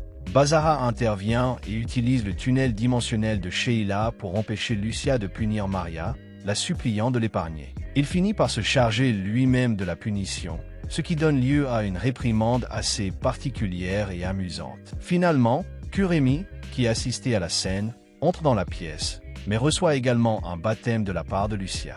Bazara prend rapidement sa défense et empêche toute punition supplémentaire, mais Lucia insiste pour qu'il poursuive lui-même le processus. Il en résulte une autre situation plutôt curieuse. Plus tard, ils sont présentés à Lord Klaus, un ancien démon stratège de feu le roi Wilbert. Il s'excuse pour la chambre dans laquelle il les a logés et les emmène dans des locaux plus adaptés. Klaus discute avec eux du conflit actuel entre la faction de Liart et les conservateurs fidèles à l'ancien roi. Beaucoup reconnaissent Mio et célèbrent son arrivée en tant qu'héritière légitime. En explorant le monde démoniaque, ils se rendent compte que, bien que semblable au monde humain, il est saturé de particules démoniaques, ce qui réduit de moitié les pouvoirs du héros. Alors qu'elle prend un thé dans un café, Veste s'éloigne pour éviter toute confusion, mais elle est abordée par des soldats qui l'insultent pour avoir été la servante de Zolja. Bazara intervient et la défend. Lorsqu'elle revient vers le groupe, le talon de sa sandale est cassé et il la ramène vers les autres.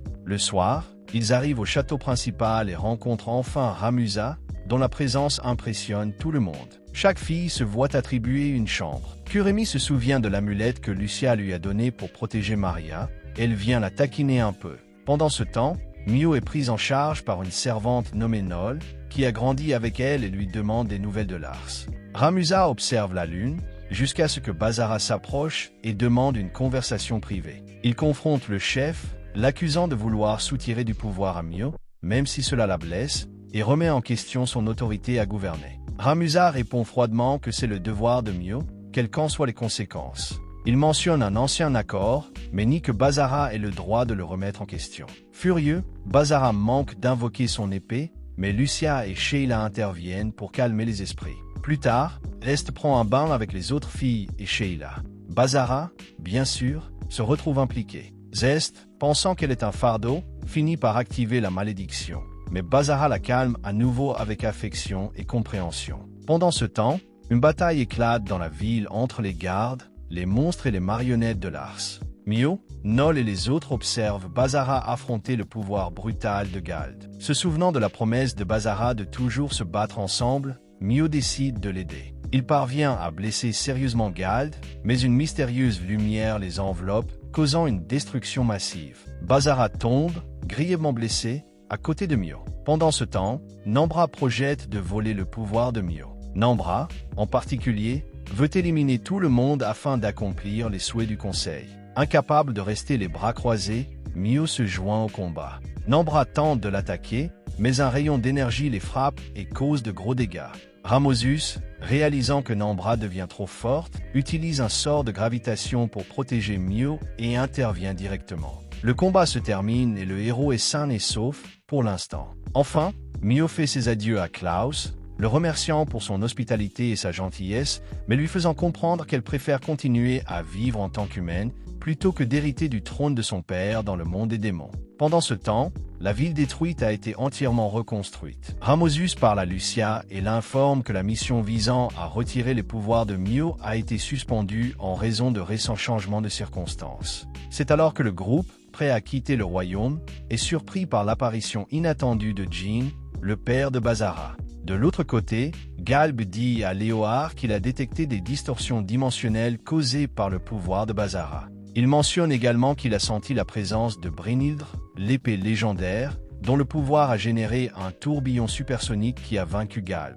Léoard ordonne alors à Galb de se reposer pour le moment. Mais au moment de partir, Léoard avoue qu'il comprend maintenant la puissance de ceux qui sont du côté de Bazara et combien il sera difficile de les vaincre. Soudain, Lyra, la sœur de Léoard, apparaît, sentant la tension. Elle suggère qu'ils fassent ce qu'ils font toujours, cette nuit-là. Nous les voyons alors tous les deux dans le bain, et même si elle est d'humeur détendue, Lyra finit par libérer tellement d'énergie qu'elle détruit une grande partie de la route, exactement là où se trouvait Lars. Lorsqu'il ressent le pouvoir de Lyra, il est complètement terrifié. Plus tard, Léoard annonce un combat officiel à 7 contre 7. L'équipe gagnante décidera du sort de tout le monde démoniaque. Face à cette nouvelle, Ramsus dit au Djinn qu'il ne peut pas refuser ce défi, même si tout cela ressemble à un piège du conseil. Le Djinn l'avertit que le prix à payer pourrait être des millions de vies. Il parle de la façon dont le conseil a choisi Léoard parce qu'il pensait qu'il serait facilement manipulable. Mais le Djinn ressent quelque chose d'inquiétant. Bien qu'il ait été présent sur les lieux du crime,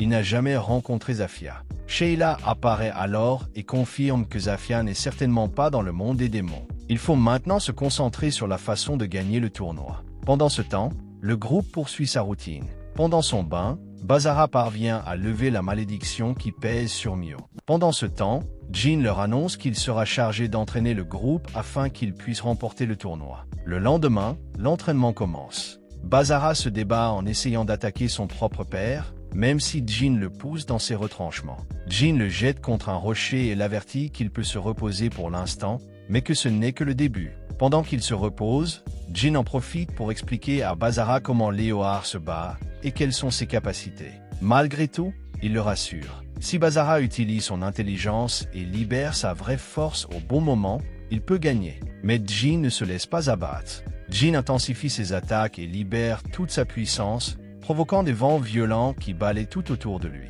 Il crie à Bazara de ne pas reculer s'il veut protéger les personnes qui lui sont chères. Il doit se battre avec tout ce qu'il a. Pendant ce temps, les filles s'entraînent avec Sheila. Mio veut apprendre à mieux contrôler le pouvoir qu'elle a hérité de Wilbert, son père. Sheila lui explique qu'avant d'y parvenir, elle doit comprendre sa propre force. Dans le cadre de l'entraînement, elle active la malédiction sur toutes les filles, les obligeant à en gérer les effets secondaires. Après avoir mangé des bonbons spéciaux, elles parviennent à se calmer. Sheila explique qu'elle a mis au point une pilule capable de supprimer les effets de la malédiction, mais prévient que plus Bazara se rapproche d'elles émotionnellement, plus il sera difficile de le retrouver en cas de besoin. Soudain, tout se met à trembler. Une force gigantesque vient de la forêt d'Andra.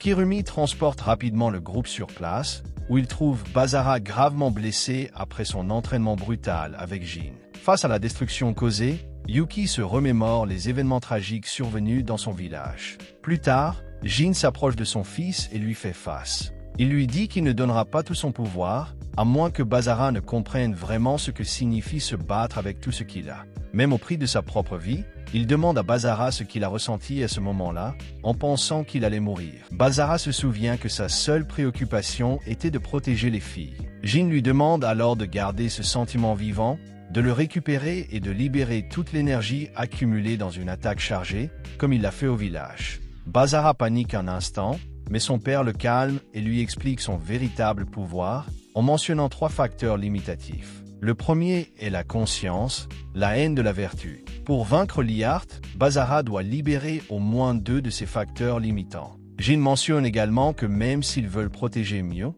s'ils gagnent, elle sera forcée de devenir reine, et s'ils perdent, ils perdront tout leur pouvoir.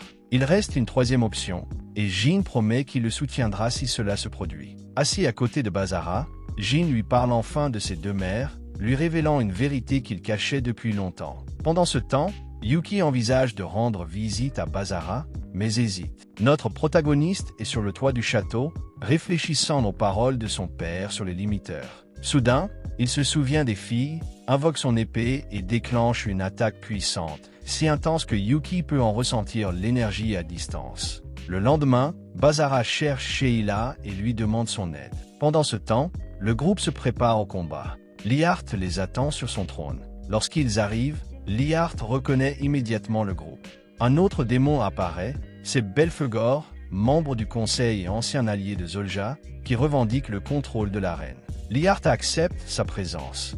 Dehors, Basara se rend compte que le conseil et le roi ne s'entendent manifestement pas, comme l'avait dit son père. En chemin, il rencontre Lars, qui lui conseille de ne pas trop s'acharner sur ses adversaires le lendemain. De retour dans sa chambre, Basara révèle aux filles que sa faction croit en elle. Il insiste sur le fait qu'il devra libérer 2 de ses limiteurs pendant le combat. Maria semble inquiète, mais tente de réconforter les autres. Les filles lui demandent de devenir plus forte pour elles toutes. Pendant ce temps, Belphegor devient plus fort avec l'aide de ses serviteurs, déterminé à gagner le tournoi et à obtenir des millions en pouvoir magique. Les filles continuent de s'entraîner avec Basara. Elles affinent leurs compétences physiques et magiques en vue du combat. Le lendemain, Ramsès emmène Lucia et Noël au château de Léahart. Les filles se reposent, mais Mio remarque que Basara quitte discrètement la pièce. Plus tard, Basara rencontre Takagawa dans une taverne et lui demande une faveur pour acheter un parfum spécifique. En même temps, il explique une partie de son plan à Lars. Pendant la nuit, Yuki fait un cauchemar dans lequel tous ses amis ont disparu et Basara apparaît avec un regard maniaque, prêt à mettre fin à ses jours. Elle se réveille effrayée. Takagawa, déguisé avec son masque de Lars, achète le parfum demandé et se demande quel est le plan de Basara. Le soir même, Mio trouve Basara au téléphone et lui demande s'il parle à Jin. Il lui répond que tout le monde doit rester calme. Elle le serre dans ses bras et il lui demande de lui faire confiance, quoi qu'il arrive. Cela conduit à un moment intime entre les deux, où Mio le supplie de rester son maître émotionnellement et physiquement. Ils partagent un moment intense et passionné, scellant encore davantage le lien de soumission qui les unit. Le lendemain, le tournoi commence enfin. Léahart se rend compte que l'événement sert de prétexte au conseil pour lancer une offensive. Mio s'avance et déclare qu'elle se battra non pas en tant que fille de Wilbert, mais en tant qu'elle-même. Et c'est ainsi qu'elle se lance dans la bataille. Avant le combat, Léahart reçoit un appel de Madness, qui mentionne que Belphegor a disparu depuis la nuit précédente. Il ajoute que quelque chose d'étrange est en train d'arriver à un autre membre du conseil. Il commence à soupçonner que le conseil lui-même prépare quelque chose en coulisses. C'est alors que la bataille commence vraiment. Mio affronte Lucas, qui invoque un esprit héroïque comme allié. Bien que Mio soit touché de plein fouet, l'esprit héroïque de Lucas se régénère et continue à se battre. Mio reste calme. Elle se souvient que Basara est parti avant la bataille, disant qu'il avait quelque chose d'important à faire, mais qu'il reviendrait à temps. Lorsque l'esprit héroïque tente de porter le coup de grâce, Mio active son véritable pouvoir et le vainc d'une seule attaque dévastatrice, remportant définitivement le combat. Après sa victoire, Maria félicite fièrement Mio. Puis c'est au tour de Maria d'entrer dans l'arène. À l'extérieur, Ramsès et ses alliés observent attentivement la scène. Lucia espère que Maria fera de son mieux. Bien qu'inquiète, Maria entre dans l'arène pour affronter Lars. Noël, qui assiste à la scène, renverse sa tasse de thé en réalisant la gravité de l'affrontement. Avant le début du combat, Maria demande à Lars pourquoi il a trahi, mais il refuse de répondre et le combat commence. Au début, Lars a le dessus et domine Maria. Cependant, Maria décide de libérer toute sa puissance, prend sa forme adulte et renverse la situation, faisant pression sur Lars avec des attaques lourdes et impressionnantes. Noël observe et se souvient de l'époque où Lars n'était qu'un garçon, quelqu'un qui protégeait toujours les autres et aidait à reconstruire l'orphelinat après sa destruction. Lars, réalisant que Maria n'a pas encore totalement maîtrisé sa nouvelle forme, parvient à contre-attaquer et à la vaincre. Le public demande à Lars d'éliminer Maria, mais celui-ci explose de rage, criant que personne ne décide à sa place qui doit ou ne doit pas être éliminé. Il quitte alors l'arène, refusant d'obéir aux ordres du conseil. Noël sourit discrètement, reconnaissant que Lars était toujours le même garçon qu'avant, se cachant juste sous une façade dure. Dehors, Yuki et Kirumi observent la scène en silence. Avant son propre combat, Kirumi se tourne vers sa sœur et lui dit que maintenant elle va faire ce qu'elle veut parce que tout le monde croit en elle. Yuki la serre dans ses bras, touché. Au même moment, Basara arrive enfin devant la porte d'un grand palais, l'épée à la main. Kirumi retourne dans l'arène et est désigné pour affronter le Viscomte Admiraf, un serviteur direct du seigneur Mardonna. Avant le combat, il lui remet un mystérieux bouton et lui dit que le sort de Basara dépendra de sa décision. Pendant ce temps, Maria est emmenée gravement blessée à l'infirmerie, où Mio et Yuki s'occupent de la tour de rôle. Parmi les alliés de Liart, certains commencent à soupçonner les intentions de l'Admiraf. Balfleur déclare qu'il va enquêter sur les plans du conseil, car il n'est pas encore temps d'attaquer. Admiraf invoque son destrier démoniaque et bat brutalement Kirumi. Alors qu'il s'apprête à la frapper à nouveau, Zest intervient et arrête l'attaque. À cause de cette intervention, le conseil apparaît sur l'écran géant et déclare que Kirumi est vaincu et que Zest a perdu à cause d'une intervention extérieure. La tension monte. Le groupe se rend compte que s'il perd encore un combat, tout sera fini. Kirumi, inconscient, est transporté d'urgence par Maria auprès de Yuki. Là, elle découvre le bouton qu'Admiraf a donné à la jeune fille et se rend vite compte qu'il s'agit d'un objet dangereux. Yuki, en colère et déterminée, décide de se lancer elle-même dans la bataille. Pendant ce temps, Admiraf est félicité par les membres du conseil, mais son expression change lorsqu'il sent une présence à proximité. Il attaque instinctivement, mais manque sa cible. En fait, Balfleur espionnait le conseil et avait entendu des plans secrets, ce qui montre clairement qu'une trahison se prépare. Le combat suivant commence avec Yuki face à Valda, le jeune frère de Valga, un démon qu'elle a vaincu dans le passé. Valda tente de l'intimider, mais Yuki, sans hésiter, l'élimine d'un seul coup. Après sa victoire, beaucoup pensent que c'est au tour de Lucia d'entrer sur le terrain. Cependant, Mio affirme fermement que Basara reviendra quand même. Pendant ce temps, Balfleur trouve les installations secrètes du conseil et commence à découvrir leurs véritables intentions. Léoard, quant à lui, parle à Lars de la disparition soudaine de Balfleur. Malgré la confiance qu'il accorde à son allié, Léoard commence à soupçonner le conseil de préparer un piège en coulisses. Au cours de la bataille, Léoard finit par remplacer Balfleur en tant que combattant, et Rukia apparaît pour l'informer que Ramsès combattra à la place de Basara. Soudain, le champ de bataille se transforme en arène du roi démon Sandu, entouré de rivières de lave incandescente. Rukia explique aux filles que seule une personne de sang royal peut combattre dans cet environnement, ce qui fait de Ramsès le seul qualifié. Pendant ce temps, Basara, toujours gravement blessé dans la forêt, force son corps à bouger et part pour le champ de bataille.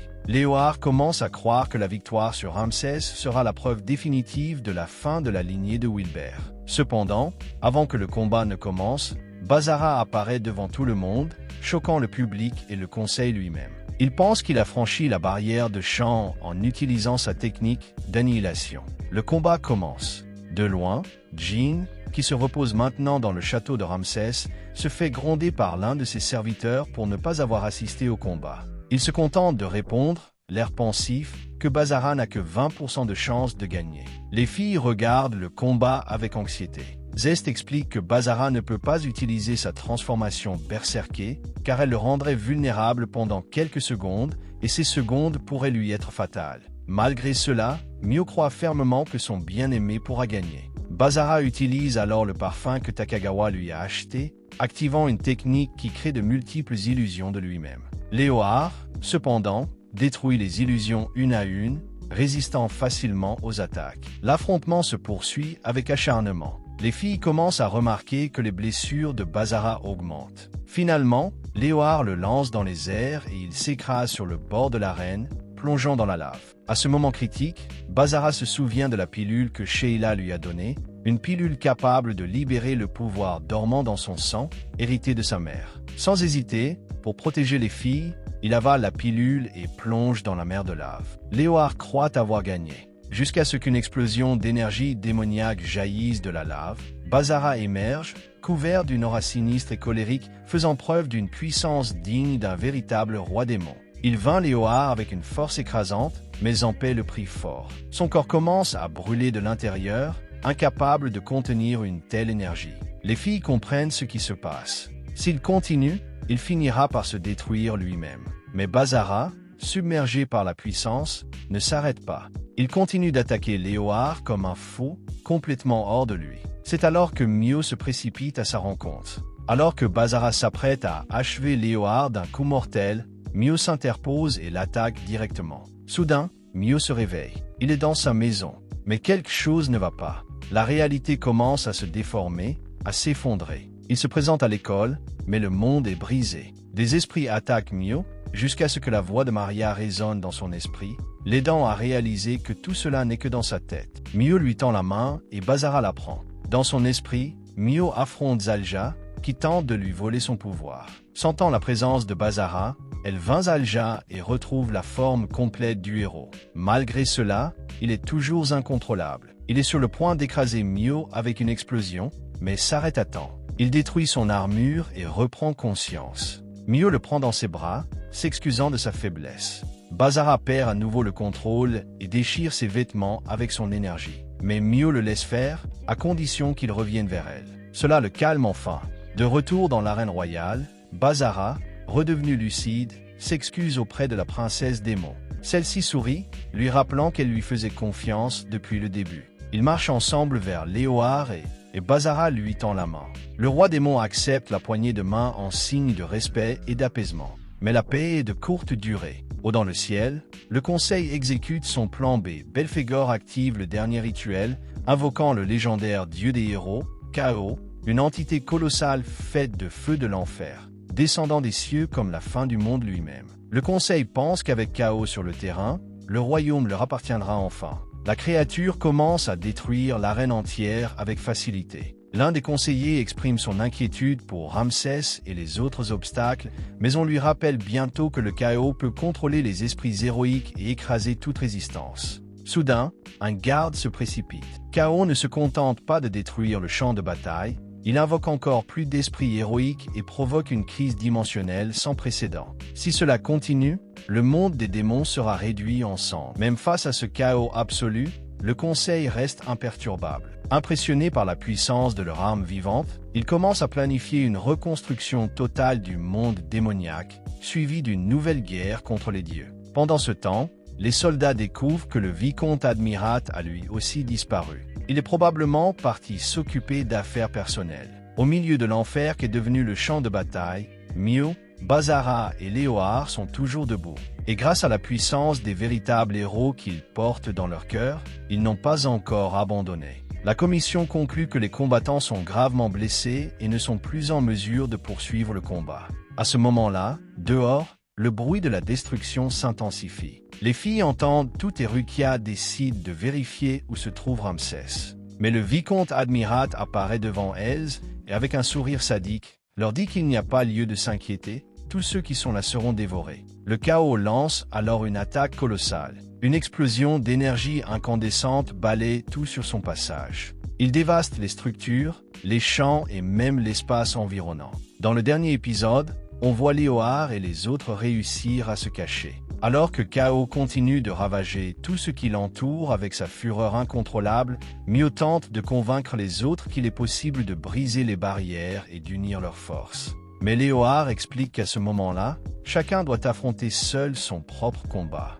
Pendant ce temps, les filles se préparent à affronter Admirat, mais se rendent compte que leur énergie diminue. Néanmoins, Yuki s'avance et décide de se battre. Dans une autre partie du champ de bataille, Zasté affronte difficilement les esprits héroïques et gagne du temps. Au centre du champ de bataille, Bazara, Mio et Léoard luttent de toutes leurs forces contre Chaos.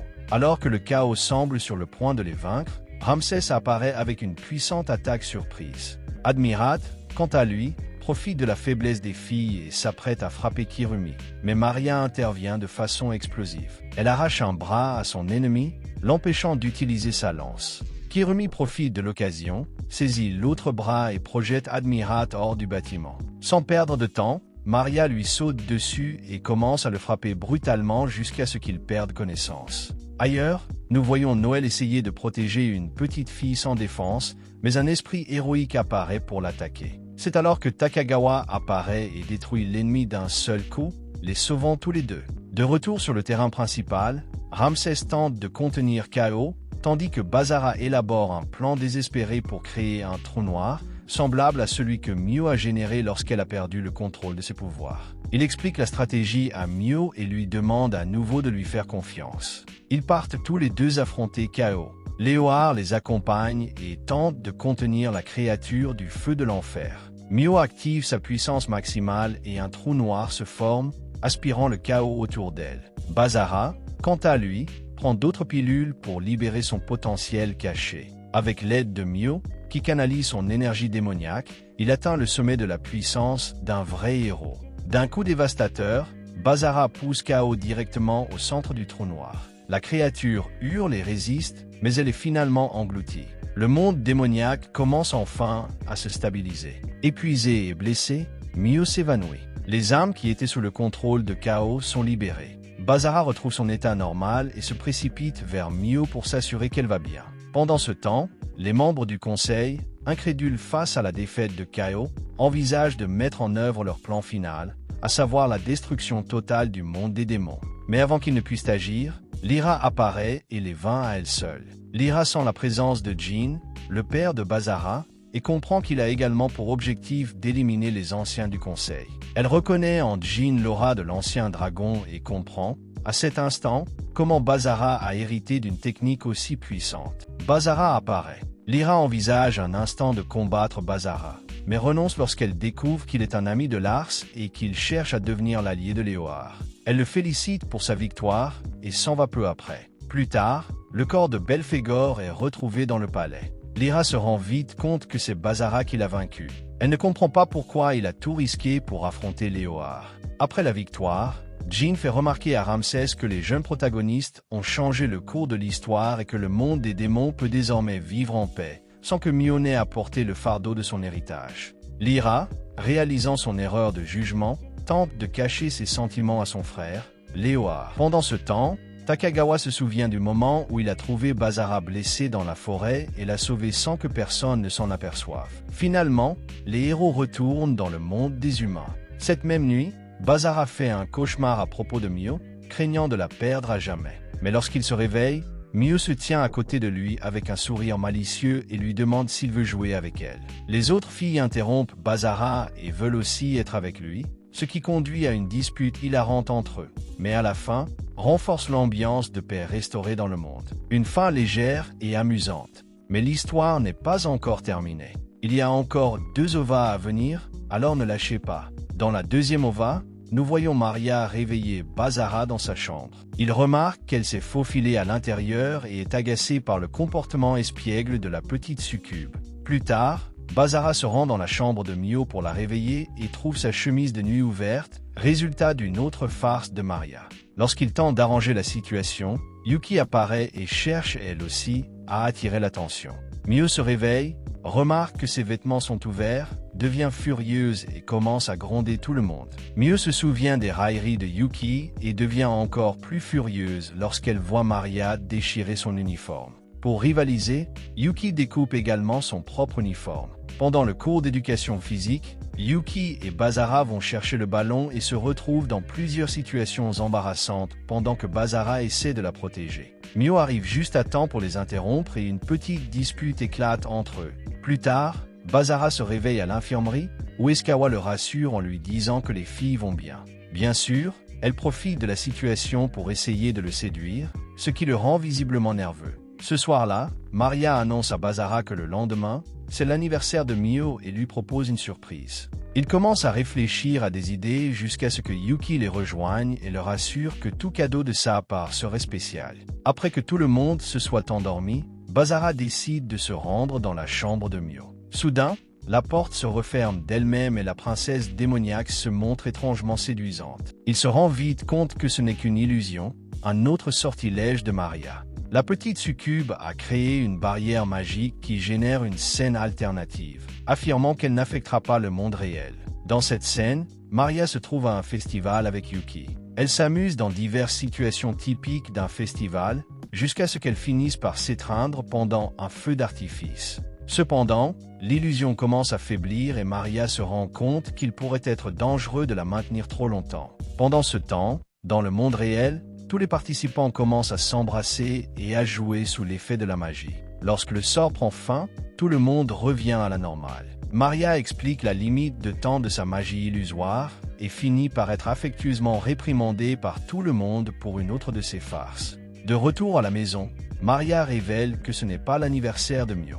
Maria admet qu'elle a été déroutée par le décalage horaire entre le monde humain et le monde démoniaque. Mio est encore plus frustrée et Maria commence déjà à préparer de nouvelles surprises pour la bonne date. Nous revenons à la scène où Mio prend un bain et, par accident, Bazara et Maria sont aspergés d'un acide magique qui fait perdre le contrôle aux filles. Après le chaos, elle gronde Maria sévèrement et l'attache pour s'assurer qu'elle n'essaiera plus jamais de faire une chose pareille. Même si, au fond d'elle-même, Maria a compris que Mio voulait seulement ce moment avec son mari. Pendant le repas, tout le monde complimente le petit déjeuner de zeste, y compris Bazara. Cela rend Mio jalouse et elle déclare qu'à partir du lendemain, c'est elle qui fera la cuisine.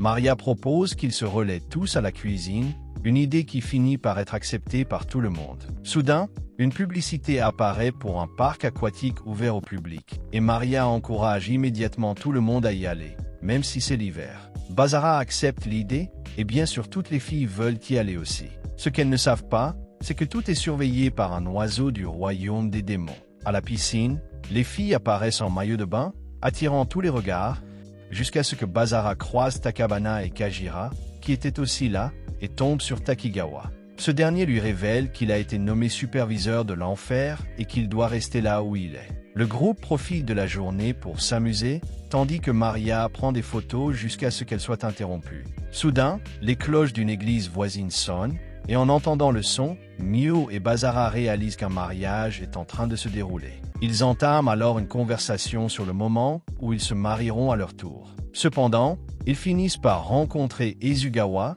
qui explique qu'il n'est là que pour enquêter sur l'endroit où les étudiants passent leur temps libre. Des jeunes poussent le couple vers l'avant, et Izugawa en profite pour rappeler à Bazara leur promesse de voyager ensemble. Après son départ, Mio, prise de jalousie, active à nouveau la malédiction. Lorsque Maria est enfin libérée, elle aperçoit Bazara en train d'éloigner Mio. Ils s'embrassent et marchent ensemble jusqu'aux sources d'eau chaude, où ils commencent à jouer intimement. Pendant ce temps, les autres filles se retrouvent dans la chambre de Yuki. Maria trouve une vieille photo montrant Yuki, Kirumi et Bazara enfants avant l'incident tragique, laissant Mio plonger dans ses pensées. Yuki, quant à elle, prend un bain et réfléchit à ce qui s'est passé lorsque Bazara a été exilé. Elle s'en veut de ne pas l'avoir protégé, ni même suivi, et comme elle n'a rien dit à l'époque, elle estime avoir perdu le droit d'être à ses côtés. Mais Mio apparaît, interrompt ses pensées et lui demande ce qu'elle ressent vraiment. Mio reconnaît tout ce que Yuki a fait jusqu'à présent et lui dit qu'elle veut maintenant l'aider elle aussi, et qu'ensemble, elles pourront protéger Bazara et partager le fardeau. Sous le coup de l'émotion, Yuki se rend compte que Mio la serre dans ses bras et commence à l'essuyer avec une serviette. Elle explique qu'elle fait cela parce qu'elle voulait parler sans être interrompue, surtout à cause de Maria. Ce soir-là, Bazara s'endort, la tête sur les genoux de Izugawa. Elle lui révèle alors qu'elle va lui accorder un pouvoir futur. Ses ailes démoniaques apparaissent, et par un baiser, elle transfère sa magie à Basara. Le lendemain matin, il se réveille et voit Ezugawa se préparer. Lorsqu'il retourne en ville, il se souvient de son conseil. Il se dit que tout aurait pu être évité s'il n'était jamais retourné au village de Kuro. Mais en se remémorant son enfance, il se rend compte que ce qu'il craignait en réalité, c'était d'affronter son passé. Notre héros rencontre alors Takigawa, qui lui dit que le moment est venu d'agir.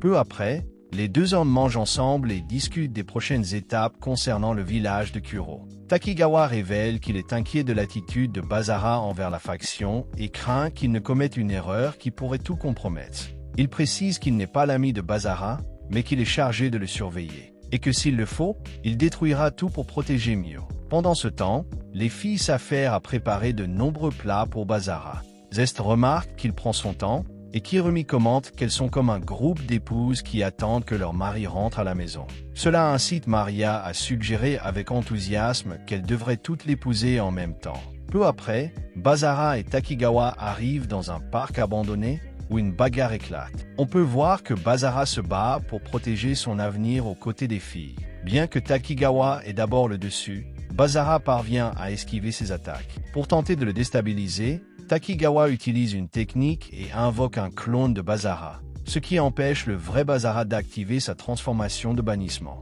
Le clone semble avoir le dessus dans l'affrontement, alors qu'il est sur le point de vaincre Basara. Il se remémore ses souvenirs avec Mio. Soudain, une vague d'énergie s'éveille en lui, et il retrouve sa force et sa détermination.